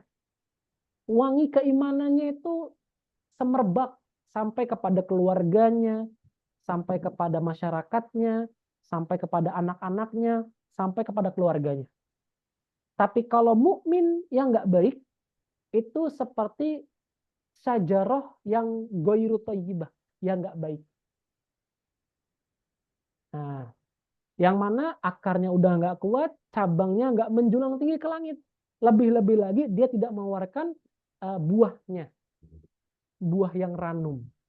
Itulah perumpamaan keimanan yang disampaikan Allah Subhanahu wa taala dalam Quran surat Ibrahim ayat 24 dan ayat 25 ini. Nah, jadi kalau nanti kita bisa mengukur koneksi anak aman kan? Aman ya, oke. Kalau kondisi keimanan seseorang itu baik, maka dia seperti pohon yang ranum. Kalau kondisi keimanan seseorang nggak baik, dia seperti pohon yang tidak ranum. Inilah perumpamaan yang dibilang oleh para ulama. Kalimatin thayyibatin. Oke, berikutnya. Pintu gerbang menuju fikih. Nah, ada kaitan erat antara akidah dan syariah. Yang tadi kita omongin, itu adalah ngomongin soal akidah. Lalu bagaimana cara kita mengkaitkan akidah dengan syariah? Nih, contoh ayatnya. Quran surat Al-Mu'minun, ayat 1-11. Al-Mu'minin, Quran surat Al-Mu'minin, ayat 1-11. Dan ini antum bisa baca artinya, silahkan. Dan ini juga ada di kitab apa namanya Nafsiyah Islamiyah di apa namanya paragraf the covernya itu ada tuh ayat 1 sampai 11. Qad aflahal mu'minun, siapa orang yang beriman, alladzina hum fi sholatihim khasyi'un, yang melaksanakan sholat dalam keadaan yang khusyuk, walladzina hum anil lagwi mu'ridun, orang-orang yang meninggalkan sesuatu yang mu'rid. Afan. Oh ya, orang-orang yang meninggalkan sesuatu yang lagu, sesuatu yang menyanyiakan. Siapa lagi? Walladzina hum li zakati fa'ilun, orang yang melaksanakan zakat. Walladzina hum li furujihim hafidun, orang yang menjaga kemaluannya kecuali kepada azwajihim au ma malakat aimanuhum fa innahum ghairu malumin. Orang-orang yang menjaga kemaluannya kecuali kepada istri-istrinya dan kepada budak-budaknya. Nah, berarti dalam ayat ini juga kita bisa ambil faidah bahwasanya orang yang onani itu termasuk orang-orang yang dia itu tidak bisa orang-orang yang dia itu melanggar hukum Allah Subhanahu wa taala karena dia tidak sesuai fitrahnya. Oke. Suara saya putus-putus?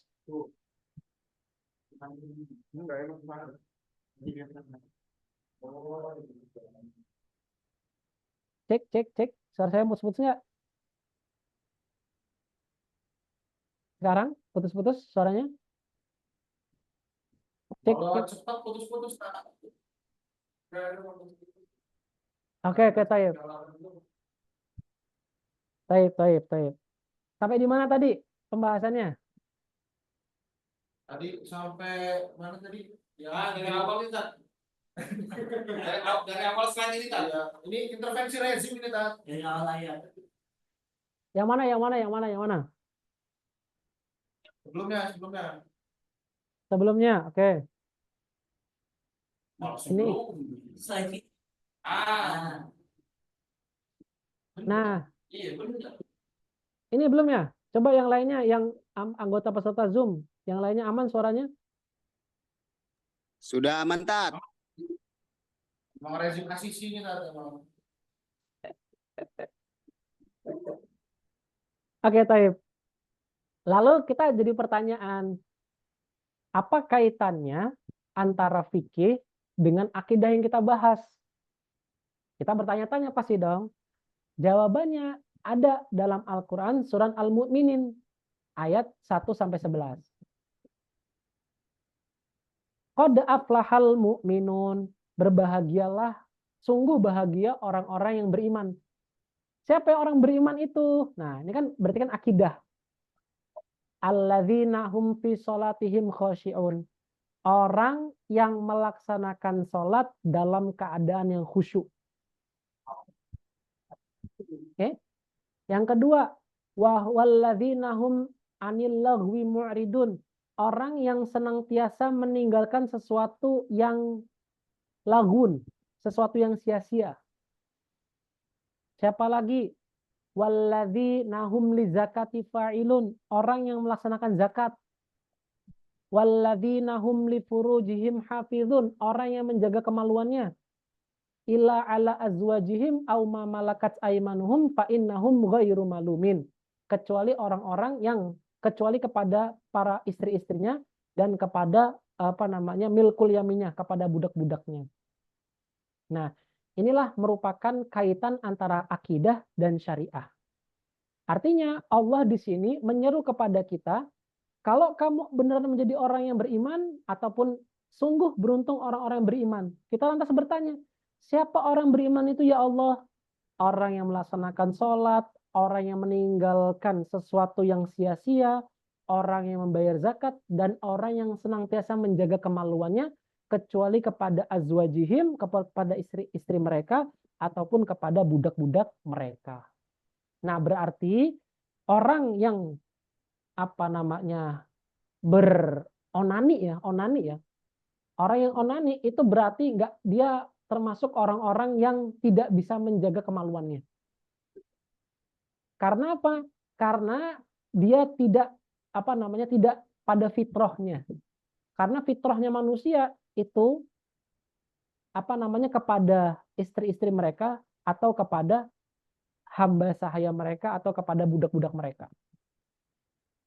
Nah, ini termasuk orang-orang yang berakidah ikatan atau tautan erat antara akidah dan syariah. Yang kedua,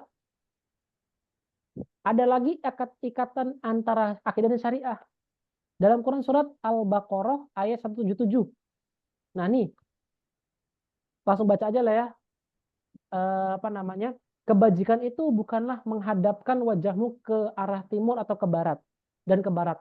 Tetapi kebajikan itu ialah orang yang beriman kepada Allah Subhanahu wa taala, hari akhir, malaikat, kitab-kitab, nabi-nabi, dan memberikan harta yang dicintainya kepada kerabat, anak yatim, orang-orang miskin, orang-orang dalam perjalanan, peminta-minta, dan untuk memerdekakan hamba sahaya yang melaksanakan sholat, zakat, dan orang yang menepati janji, dan orang yang sabar dalam kemelaratan, penderitaan, dan pada masa perangan. Mereka itulah orang-orang yang benar, dan mereka itulah orang-orang yang bertakwa. Jadi dalam hal ini ada ikatan erat antara akidah dan syariah. Tayyib. Berikutnya, ibarat sebuah bangunan, begitulah butuhnya syariat terhadap akidah. Jadi akidah dulu baru syariat. Orang itu nggak akan masuk surga kalau nggak ada akidahnya. Orang nggak akan bisa melaksanakan perintah sholat, perintah zakat kalau nggak ada akidahnya. Maka akidah dan syariah itu punya tautan yang erat. Oke. Berikutnya, di sini juga disebutin bahwasanya penegasan dari hadis Rasulullah SAW dari Abdullah ibnu Umar ibnu Khattab radhiyallahu taala anhuma, aku mendengar Rasulullah SAW, al-Islam itu dibangun atas 5 perkara: bersaksi bahwa tidak Tuhan selain Allah, Muhammad utusan Allah, mendirikan salat, menunaikan zakat, dan berhaji ke Baitullah, dan puasa di bulan Ramadan. Ini kaitan eratnya antara akidah dan syariah. Nah, berikutnya kita masuk ke dalam ilmu fikih, dan ini menjadi penutup bagi kita hari ini. Silakan kalau ada diskusi sebelum kita lanjut ke ilmu fikih.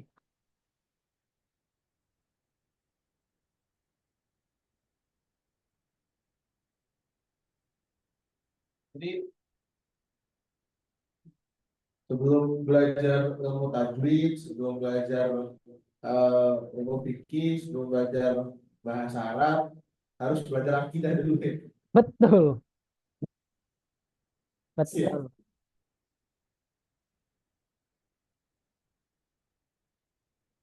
Akidah. Akidah rasional. Nah, gitu. Ada lagi yang mau ngasih komentar, ngasih tambahan, silakan. Bangun Din.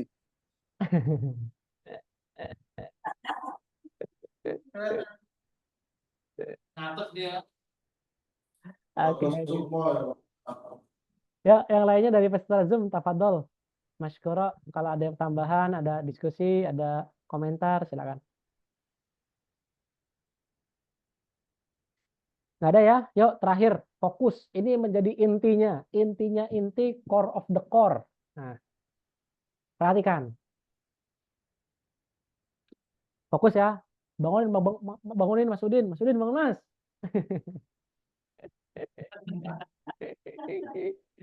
Oke, perhatikan. Kitab fikih, semua kitab fikih, terutama dalam mazhab Syafi'i, itu punya 4 pembahasan besar.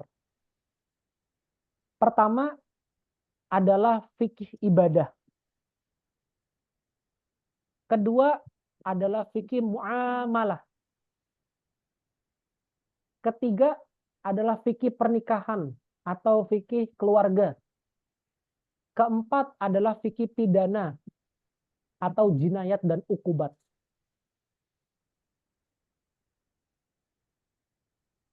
Ibadah, muamalah, pernikahan, ahwal syakhsiyah. Keempat adalah pidana, jinayat dan ukubat. Oke. Kitab apa? Oke, nggak ada ya. Oke. Kitab Safinatun Najah hanya membahas di masalah ibadah saja. Kitab Safinatun Najah hanya membahas di ibadah saja. Ibadah yang nanti akan kita bilang itu ada 5. Sholat, puasa, zakat, haji. 4. Sholat, puasa, zakat, dan haji. Dan sebelum itu semua kita disuguhkan oleh bab toharoh. Supaya wudhu kita, sholat kita menjadi sah. Karena sahnya sholat dan syaratnya sholat adalah bersih dari najis dan juga hadas, maka kitab toharoh didahulukan. Oke. Diperhatikan lagi. Udah selesai nulisnya? Ibadah, muamalah, ahwal syaksiyah, dan jinayat dan ukubat. Oke, perhatikan lagi. Ingat nggak definisi Islam yang ada dalam kitab Nizamul Islam?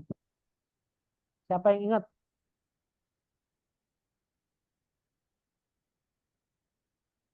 Al-Islamu huwa dinu. Islam. Ada yang pernah tahu nggak? Al-Islamu huwa dinu alladzi anzalallahu subhanahu wa ta'ala ala Jibril ala Muhammadin sallallahu alaihi wasallam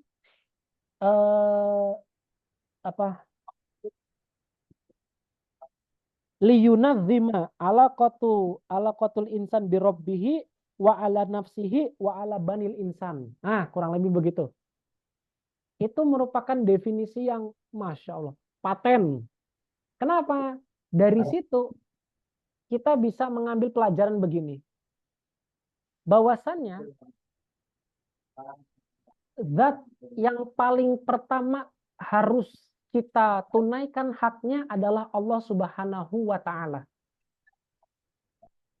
Maka bab yang paling pertama disuguhkan dalam kitab fikih adalah bab tentang ibadah.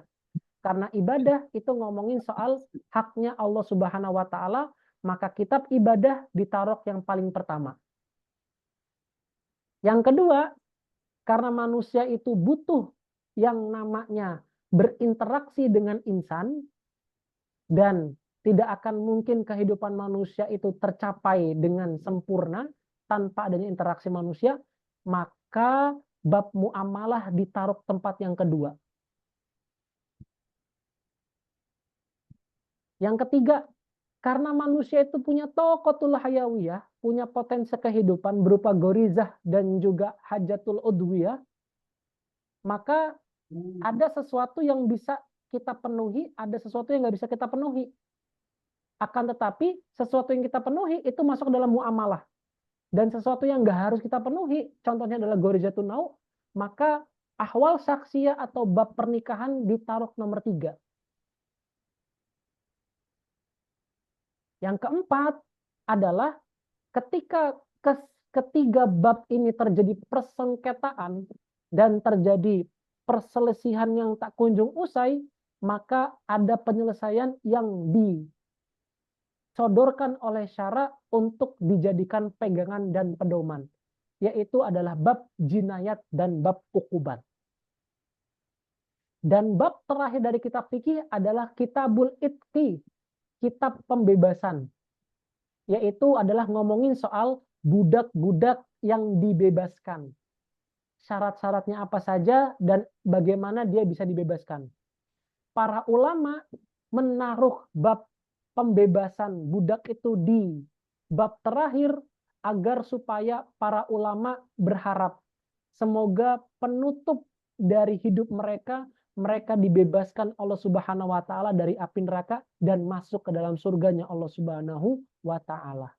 Oleh sebab itu, bab besar dalam kitab fikih, pertama bab toharoh, kedua bab ibadah, ketiga bab muamalah, keempat bab pernikahan, kelima bab jinayah dan ukubat, keenam adalah bab kemerdekaan atau bab memerdekakan budak. Inilah karakteristik kitab fikih. Oke. Berikutnya, bab ibadah ngomongin soal sholat, zakat, saum, dan haji. Nanti kita akan mulai dari bab sholat, kemudian bab zakat, bab saum, dan haji. Sesuai dengan hadis Rasulullah SAW dari Abdurrahman ibnu Abdullah ibnu Umar radhiyallahu taala An Abi Abdurrahman Abdullah bin Umar ibn al-Khattab radhiyallahu taala anhuma sami'tu Rasulullah sallallahu alaihi wasallam yaqul bunyanul Islamu ala khamsin syahadati alla ilaha illallah wa anna Muhammadar Rasulullah wa iqamis salati wa ita'iz zakati wa hajjil baiti wa shaumi ramadhana rawahul Bukhari wa Muslimun. Bahwasanya para ulama itu membahas bab yang paling pertama dibahas adalah bab salat sesuai dengan hadis yang ditunjukkan oleh Rasulullah sallallahu alaihi wasallam. Laksanakan sholat, keduanya berikutnya perintah zakat, ketiganya bab saum dan bab haji, karena ada hadis yang lain mengatakan saum dulu baru haji, ada yang mengatakan haji dulu baru saum, tapi yang didahulukan adalah saum dulu. Kenapa? Karena haji hanya bagi mereka-mereka yang mampu saja, sedangkan saum itu kebanyakannya dilakukan oleh semua manusia, kecuali yang tidak mampu untuk melaksanakannya.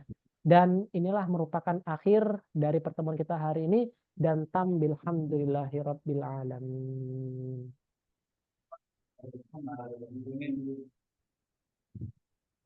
Silakan kalau ada diskusi. Minta rekamannya nanti ya, Tat ya. Siap. Hadir. Ada diskusi sampai sini? Nanti di upload ke YouTube ya, Tat ya? Nggak tahu deh kalau itu.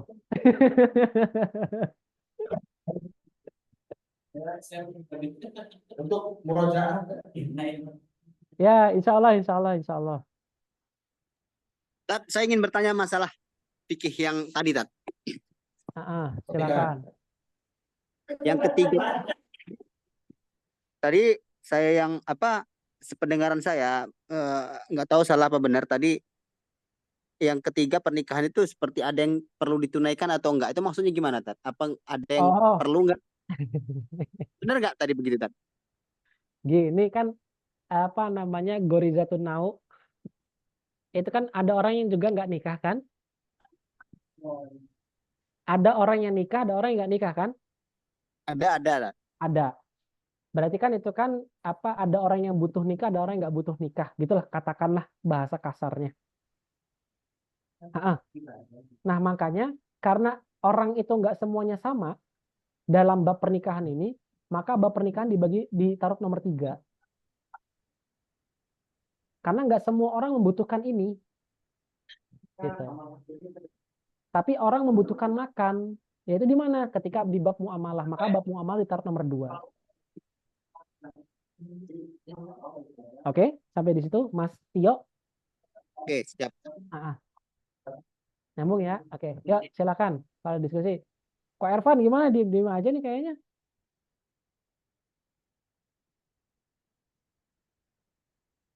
Ada diskusi nggak nih? Jadi kalau orang kencing aja belum benar, gak usah ngomongin nikah ya, Tat? Itu budak Iksan tuh diam dulu lah, budak.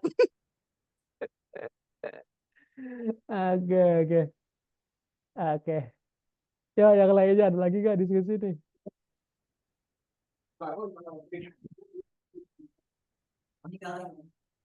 Oh ya, Tat, menyambungkan hal tadi, Tat. Ya. Tapi saya pernah dengar kajian seperti ini, Tat. Ada hukumnya ketika udah membutuhkan, karena gorizah ini kan udah fitrah manusia dikasih gorizah. Salah satunya yang tahu tadi. Nah, ketika dianya sudah memang waktunya itu kan nanti bahkan dia tuh ada kewajiban khusus untuk itu sampai ada di atas wajib seperti itu kalau nggak salah siapa. Iya. Apakah itu nanti tetap bisa memilih tidak seperti ulama-ulama dahulu kan Ibnu Taimiyah salah satunya nggak menikah, tapi kan dengan alasan dia fokus untuk menuntut ilmu dan lain-lain seperti itu.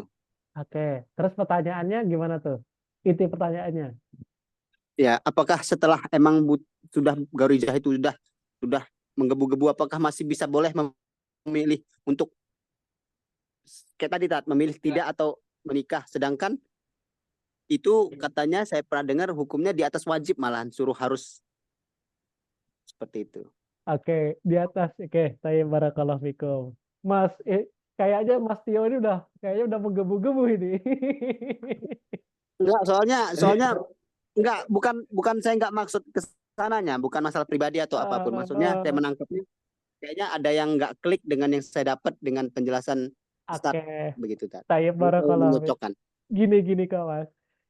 Jadi ini pertama, tadi kan saya katakan bilang begini, bahwasannya kenapa kok ahwal syakhsiyah atau bab pernikahan di bab nomor 3? Karena banyak manusia itu yang ada beberapa manusia yang nggak membutuhkan, gitu loh. Siapa? Yaitu adalah mereka-mereka yang memang mereka-mereka yang bisa mengatur gorizah nauknya. Dalam artian ketika ada interaksi dari luar, dia bisa mengatur pikirannya dan juga bisa mengatur aktivitasnya sehingga dia tidak terangsang aktivitasnya untuk melakukan hal-hal yang Allah larang, maksiat, zina, onani dan teman-temannya yang lainnya. Nah, ada orang yang memang di situ dia itu ketika terangsang karena dia memang sudah mengkonsumsi video porno seperti itu, akhirnya ketika dia melihat perempuan tuh udah kayak wow banget lah, udah bahkan dia bisa menelanjangi orang yang berjilbab dan berkerudung gitu loh. Itu kan termasuk orang yang menggebu-gebu ya tadi itu ya, menggebu-gebu. Nah, dalam hal ini memang para ulama bilang ketika sudah sampai taraf yang seperti itu dia memang sudah wajib. Terutama lagi mereka yang sudah punya uang yang banyak dan sudah siap untuk menikah. Nah, itu memang mereka sudah sampai kepada taraf wajib.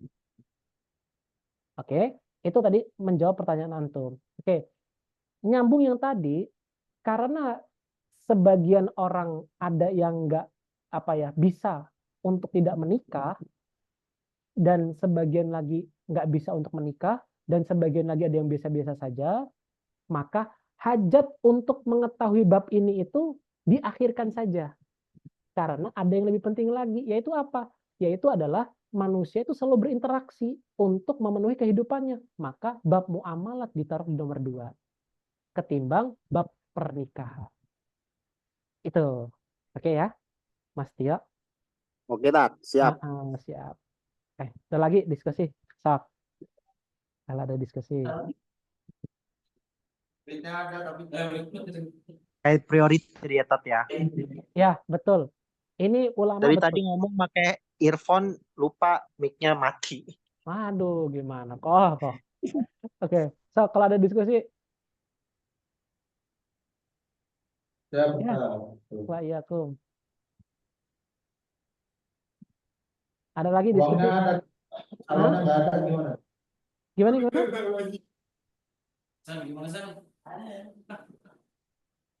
Enggak, ini apa?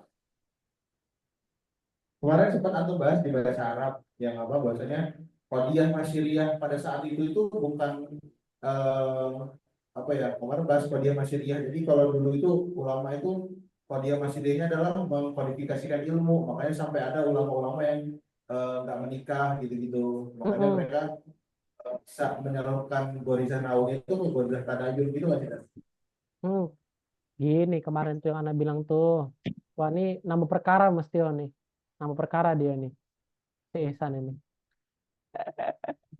Jadi gini San, yang Ana kemarin itu. Jadi gini, para ulama dulu, kenapa kok mereka tidak sampai menikah gitu? Karena dulu hal yang paling terpenting dalam kehidupan dulu adalah mentadwinkan ilmu, mengkodifikasikan ilmu. Itu hal yang paling terpenting dalam kehidupan waktu itu. Nah, sehingga para ulama-ulama di zaman dulu harus menjawab tantangan zaman. Yaitu apa? Yaitu dengan mereka mengkodifikasikan ilmu.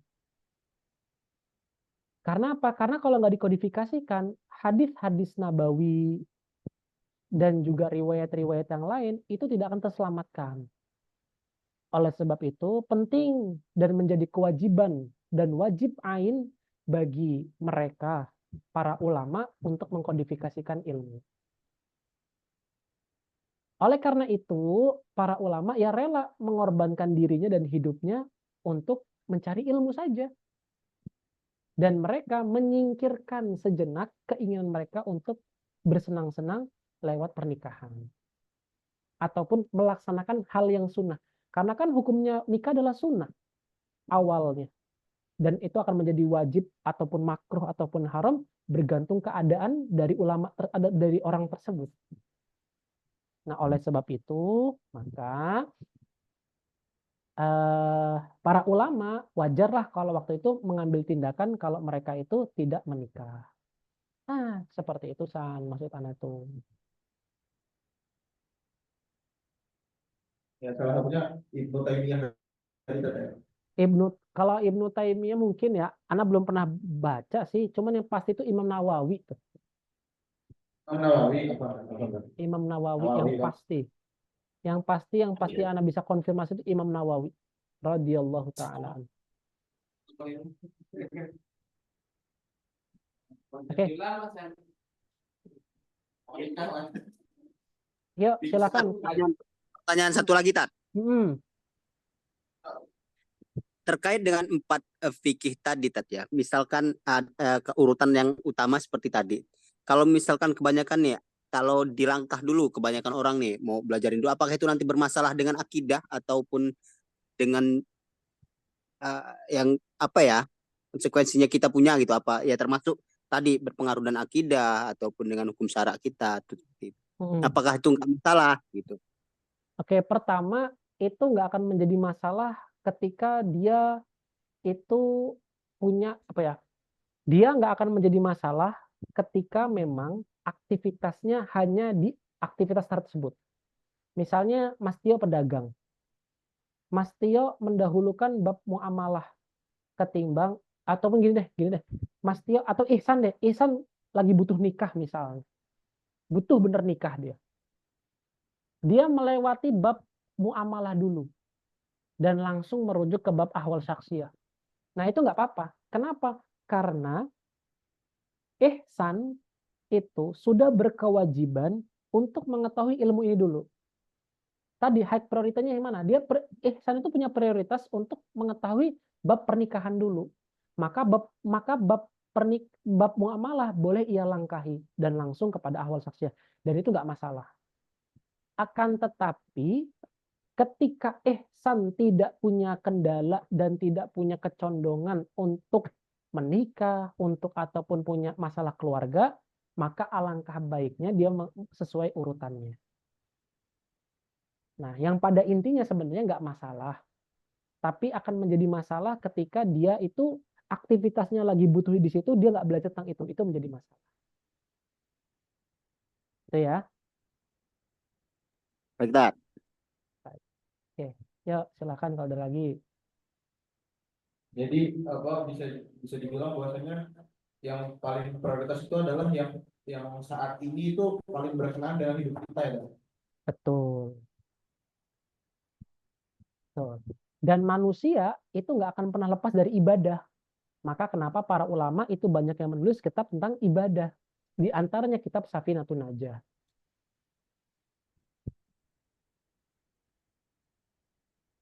Taib, sampai di sini dapat ininya alasannya. Kalau ada orang misalnya dia orang yang taruhlah dia bahasanya mualaf ya, mualaf, kemudian dia juga seorang pebisnis, kemudian juga dia seorang suami gitu kan. Nah itu eh, gimana jadi apa bahasanya? Kalau mungkin bukan suami ya, atau mungkin dia seorang mualaf, dia seorang pebisnis juga, kemudian dia sudah punya kedaruratan untuk menikah. Nah itu gimana tadi? Berarti harus belajar tiga. Berarti dia harus belajar bab ibadah dulu. Tetap harus ibadah dulu kalau kayak gitu. Karena yang paling penting adalah ibadah. Dan ibadah dulu yang harus didahulukan. Begitu juga sama orang muslim yang memang mungkin mohon maaf ya dari lingkungannya mungkin dari kecil belum belajar Islam gitu kan. Berarti harus Ya, mulai dari ibadah dulu. mulai dari ibadah dulu.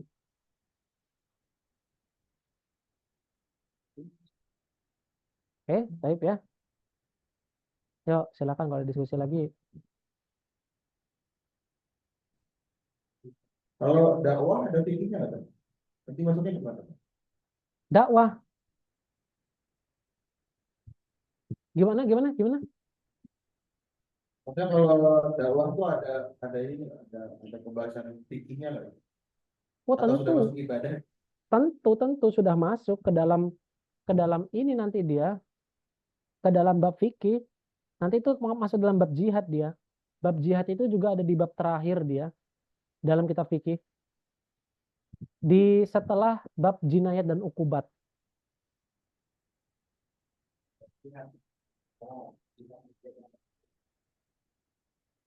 Setelah bab jinayat dan ukubat itu ada bab yang namanya bab jihad.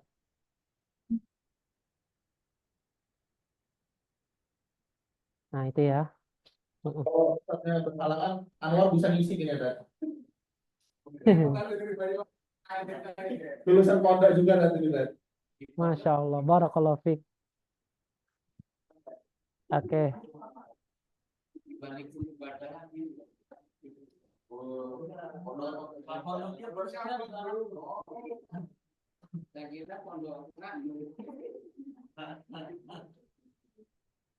ya ada lagi diskusi yang lain silakan. Gimana? Iya. Mas Anwar, Mas Ageng, Bapak, ada pertanyaan? Mas Udin? Cukup tak yang di luar ya? Oke, cukup silakan kalau ada yang di sini. Mas izin nanya Tat, Ah, ya ini saya Boleh, boleh. pendatang baru. Ya. Ya masalah yang di bab fikih itu kan ada bab yang penting tadi ya, yang 4 tadi tadi ya. Mm-mm. Nah itu kan yang terakhir itu masalah apa tadi, pemberdayaan budak ya kan. Betul. Nah ini hubungannya dengan kondisi saat ini yang budak itu kan nggak ada gitu. Terus seberapa pentingnya kita itu mempelajari itu gitu, sedangkan yang perbudakan itu nggak ada gitu. Apakah nanti di akhir zaman itu akan ada perbedaan lagi gitu? Gimana? Pertama gini, pertama kita jangan punya persepsi seperti itu dulu. Bahwasanya wah nggak ada budak berarti nggak penting. Nggak begitu cara kita mengambil kesimpulannya. Tapi yang harus kita bahasakan begini, ini merupakan hukum Allah dan kita harus jelaskan kepada umat. Dan kita harus mengetahuinya. Tersebab bisa jadi mungkin di masa berikutnya itu akan menjadi suatu hal yang paling urgent dan yang paling muhim dan yang paling penting untuk kita ketahui. Kenapa saat daulah Islamnya tegak dan terjadi futuhat ke negeri-negeri sekelilingnya. Maka bab tentang pembebasan budak itu akan sangat penting bagi kita untuk diketahui. Jadi pembahasan kita tadi itu yang kita yang kita coba untuk kita benahi dulu. Karena itu merupakan bagian dari hukum syara dan harus kita ketahui.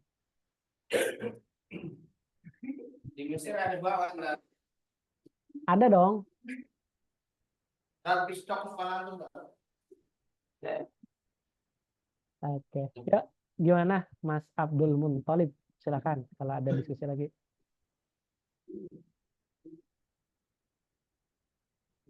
Yang di Lumil, Ya, yang di Lumil buka. Kalau Gimana? Sudah cukup ya? Oke. cukup lah. Oke. Kalau ada lagi, masih ada waktu lagi nih. Silahkan. Ada Ustadz Abam Al-Jawawi nih. Aduh, ini senior saya ini. Assalamualaikum Ustadz.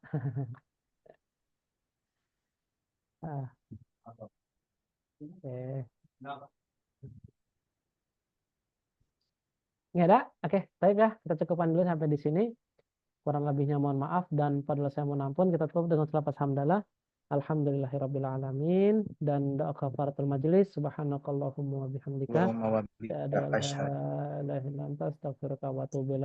Wassallallahu ala sayyidina Muhammad wa ala sayyidina Muhammad. Wassalamualaikum warahmatullahi wabarakatuh. Waalaikumsalam warahmatullahi wabarakatuh. Salam.